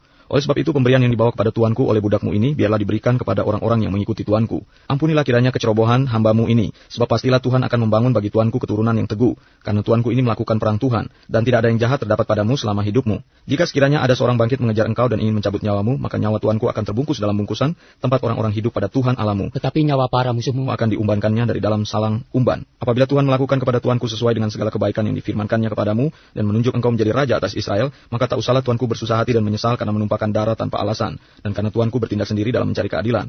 Dan apabila Tuhan berbuat baik kepada tuanku, ingatlah kepada hambamu ini. Lalu berkatalah Daud kepada Abigail, terpujilah Tuhan Allah Israel yang mengutus engkau menemui aku pada hari ini. Terpujilah kebijakanmu, dan terpujilah engkau sendiri, bahwa engkau pada hari ini menahan aku daripada melakukan hutang darah, dan daripada bertindak sendiri dalam mencari keadilan. Tetapi demi Tuhan Allah Israel yang hidup yang mencegah aku daripada berbuat jahat kepadamu, jika engkau tadinya tidak segera datang menemui aku, pasti tidak akan ada seorang laki-laki pun tinggal hidup pada Nabal sampai fajar menyingsing. Lalu Daud menerima dari perempuan itu apa yang dibawanya untuk dia, dan berkata kepadanya, pulanglah dengan selamat ke rumahmu. Lihatlah, aku mendengarkan perkataanmu dan menerima permintaanmu dengan baik. Sampailah Abigail kepada Nabal dan tampaklah Nabal mengadakan perjamuan di rumahnya seperti perjamuan raja-raja. Nabal riang gembira dan mabuk sekali. Sebab itu tidaklah diceritakan perempuan itu sepatah kata pun kepadanya sampai fajar menyingsing. Tetapi pada waktu pagi ketika sudah hilang mabuk Nabal itu, diceritakanlah kepadanya oleh istrinya segala perkara itu. Lalu terhentilah jantungnya dalam dada dan ia membatu. Dan kira-kira 10 hari sesudah itu Tuhan memukul Nabal sehingga ia mati. Ketika didengar Daud bahwa Nabal telah mati, berkatalah ia, terpujilah Tuhan yang membela aku dalam perkara penghinaan Nabal terhadap aku dan yang mencegah hambanya daripada berbuat jahat. Tuhan telah membalikan kejahatan Nabal ke atas kepalanya sendiri. Kemudian Daud menyuruh orang untuk berbicara dengan Abigail tentang mengambil dia menjadi istrinya. Para hamba Daud datang kepada Abigail di Karmel dan berkata kepadanya demikian. Daud menyuruh kami kepadamu untuk mengambil engkau menjadi istrinya. Lalu bangkitlah perempuan itu berdiri, sujudlah ia menyembah dengan mukanya ke tanah sambil berkata, sesungguhnya hambamu ini ingin menjadi budak yang membasuh kaki para hamba tuanku itu. Kemudian berkemaslah Abigail dengan segera, ia menunggang keledainya dengan diiringi 5 orang pelayan perempuan. Ia mengikuti suruhan Daud itu dan menjadi istri Daud. Juga Ahinoam dari Yisrael telah diambil Daud menjadi istrinya. Kedua perempuan itu menjadi istrinya. Tetapi Saul telah memberikan Mikal anaknya perempuan, istri Daud kepada Palti bin Lais yang dari Galim itu. 26. Untuk kedua kalinya Daud membiarkan Saul hidup. Datanglah orang Sif kepada Saul di Gibea serta berkata, Daud menyembunyikan diri di bukit Hakila di padang belantara. Lalu berkemaslah Saul dan turun ke padang gurun Sif dengan 3.000 orang yang terpilih dari orang Israel untuk mencari Daud di padang gurun Sif. Berkemahlah Saul di bukit Hakila yang di tepi jalan di padang belantara, sedang Daud tinggal di padang gurun. Ketika diketahui Daud bahwa Saul datang mengikuti dia ke padang gurun, disuruhnyalah pengintai-pengintai, maka diketahuinyalah bahwa Saul benar-benar datang.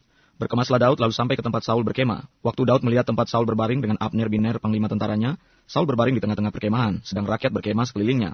Berbicaralah Daud kepada Ahimelek, orang Het itu, dan kepada Abisai, orang Seruya, saudara Yoab, katanya, siapa turun bersama-sama dengan aku kepada Saul ke tempat perkemahan itu? Jawab Abisai, aku turun bersama-sama dengan engkau. Datanglah Daud dengan Abisai kepada rakyat itu pada waktu malam, dan tampaklah di sana Saul berbaring tidur di tengah-tengah perkemahan, dengan tombaknya terpancung di tanah pada sebelah kepalanya, sedang Abner dan rakyat itu berbaring sekelilingnya. Lalu berkatalah Abisai kepada Daud, pada hari ini Allah telah menyerahkan musuhmu ke dalam tanganmu. Oleh sebab itu, izinkanlah kiranya aku menancapkan dia ke tanah dengan tombak ini, dengan 1 tikaman saja, tidak usah dia kutancapkan 2 kali. Tetapi kata Daud kepada Abisai, jangan musnahkan dia, sebab siapakah yang dapat menjamah orang yang diurapi Tuhan dan bebas dari hukuman? Lagi kata Daud, demi Tuhan yang hidup, niscaya Tuhan akan membunuh dia, entah karena sampai ajalnya dan ia mati, entah karena ia pergi berperang dan hilang lenyap di sana.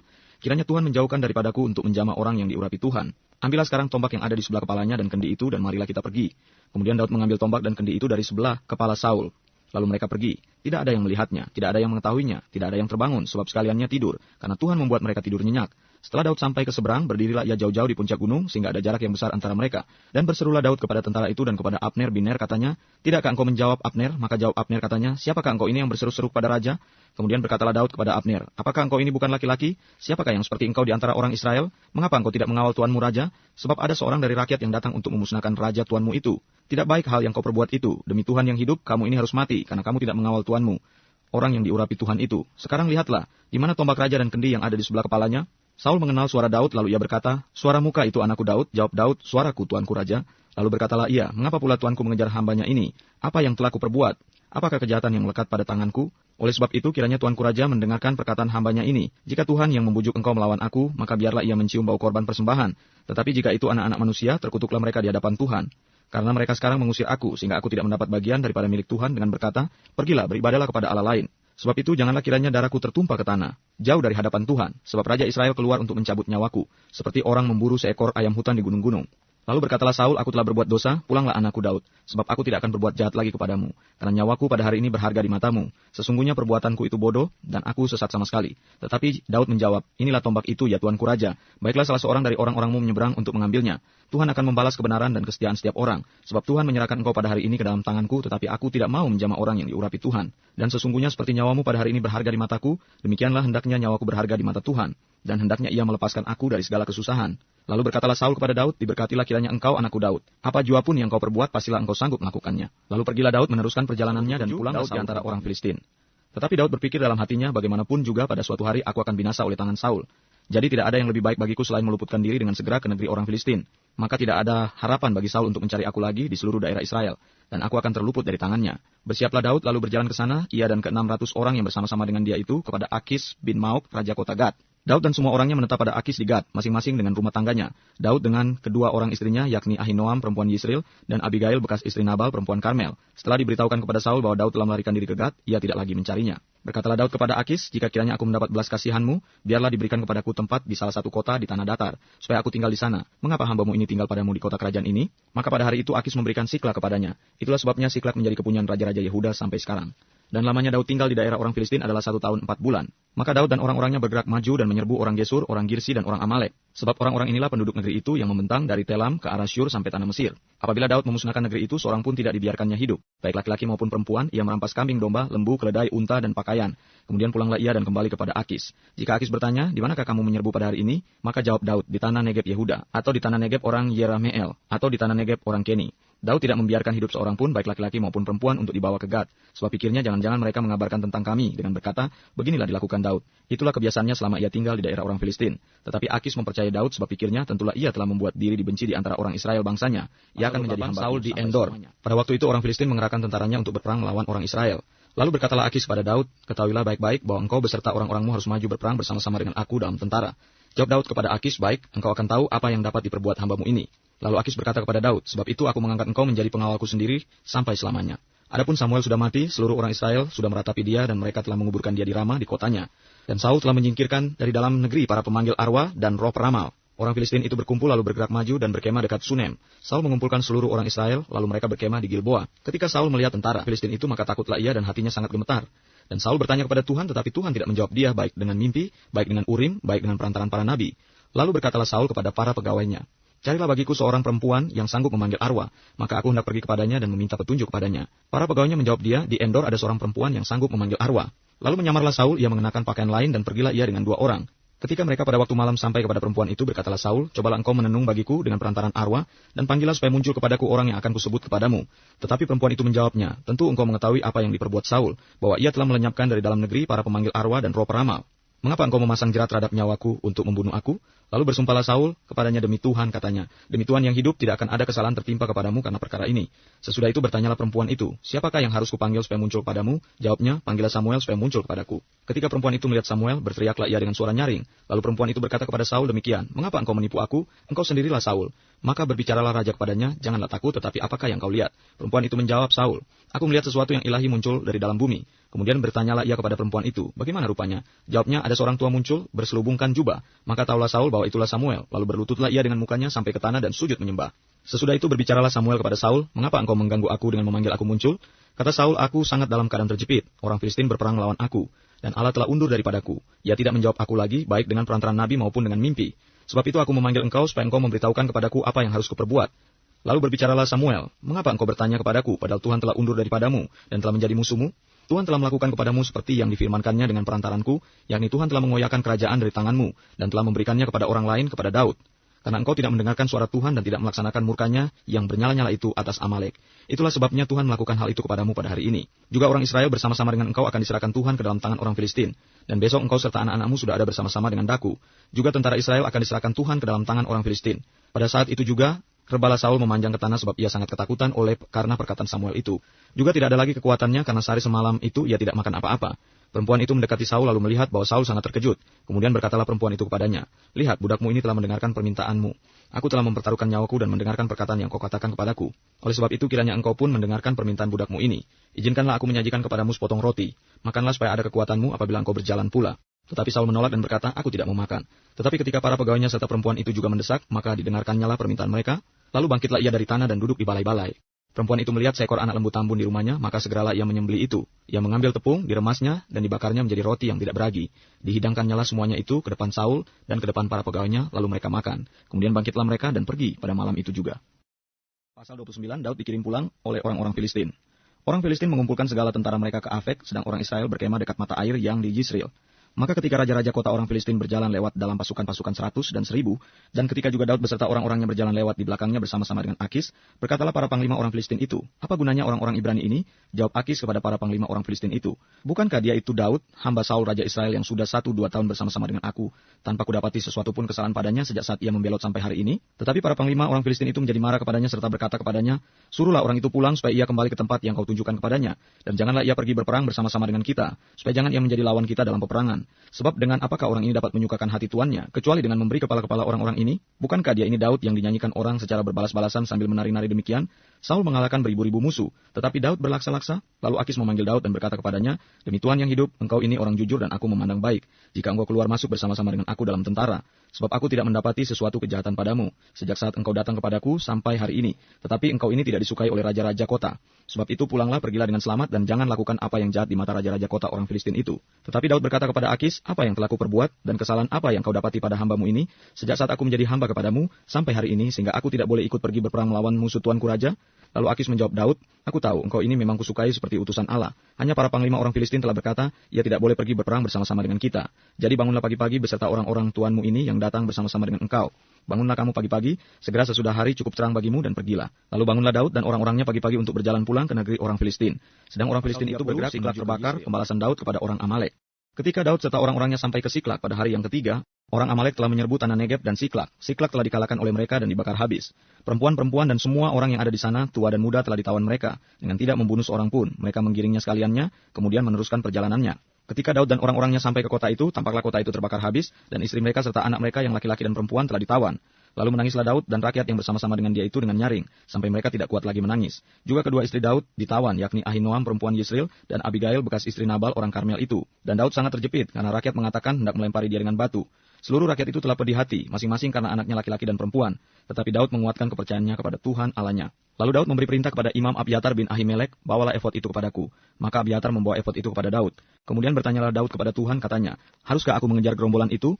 Akan dapatkah mereka kususul?" Dan ia berfirman kepadanya, "Kejarlah, sebab sesungguhnya engkau akan dapat menyusul mereka dan melepaskan para tawanan." Lalu pergilah Daud beserta ke 600 orang yang bersama-sama dengan dia, dan sampailah mereka ke sungai Besor. Sementara orang-orang yang mau tinggal di belakang berhenti di sana. Maka Daud melanjutkan pengejaran itu beserta 400 orang. 200 orang yang terlalu lelah untuk menyeberangi sungai Besor itu berhenti di sana. Kemudian mereka menemui seorang Mesir di padang lalu membawanya kepada Daud. Mereka memberi dia roti, lalu makanlah ia, kemudian mereka memberi dia minum air. Dan memberikan kepadanya sepotong kue ara, 2 buah kue kismis, dan setelah dimakannya ia segar kembali, sebab ia tidak makan dan minum selama 3 hari 3 malam. Kemudian bertanyalah Daud kepadanya, "Budak siapakah engkau dan dari manakah engkau?" Jawabnya, "Aku ini seorang pemuda Mesir, budak kepunyaan seorang Amalek. Tuanku meninggalkan aku karena 3 hari yang lalu aku jatuh sakit.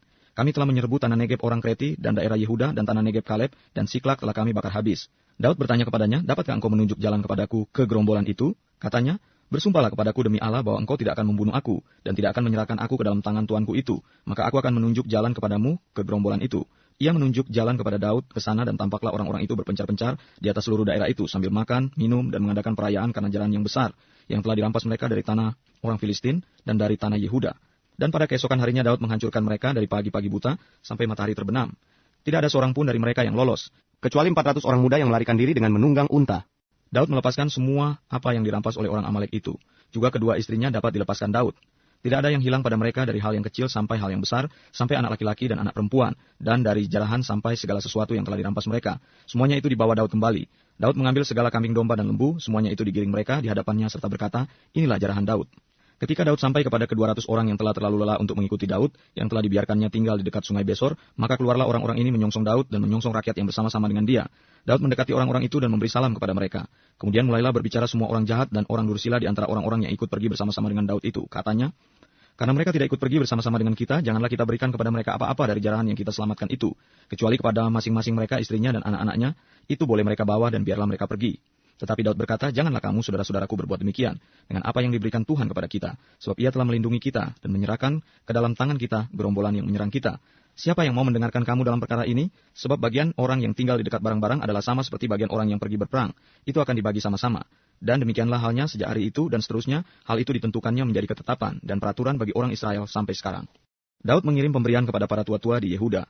Ketika Daud sampai ke Siklak, dikirimkannyalah sebagian dari jarahan itu kepada para tua-tua di Yehuda, kepada teman-temannya dengan pesan, Inilah pemberian kepadamu dari jarahan yang dirampas dari musuh Tuhan, yakni kepada yang di Betel, kepada yang di Ramot di tanah selatan, kepada yang di Yatir, kepada yang di Arur, kepada yang di Sifmot, dan kepada yang di Estemoa, kepada yang di Rakal, kepada yang di kota-kota orang Yerahmeel, kepada yang di kota-kota orang Keni, kepada yang di Horma, kepada yang di Bor-Asan, kepada yang di Atak, kepada yang di Hebron, dan kepada segala tempat di mana Daud bin Saul mati.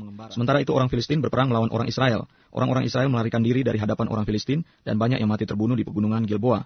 Orang Filistin terus mengejar Saul dan anak-anaknya dan menewaskan Yonatan, Abinadab, dan Malkisua anak-anak Saul.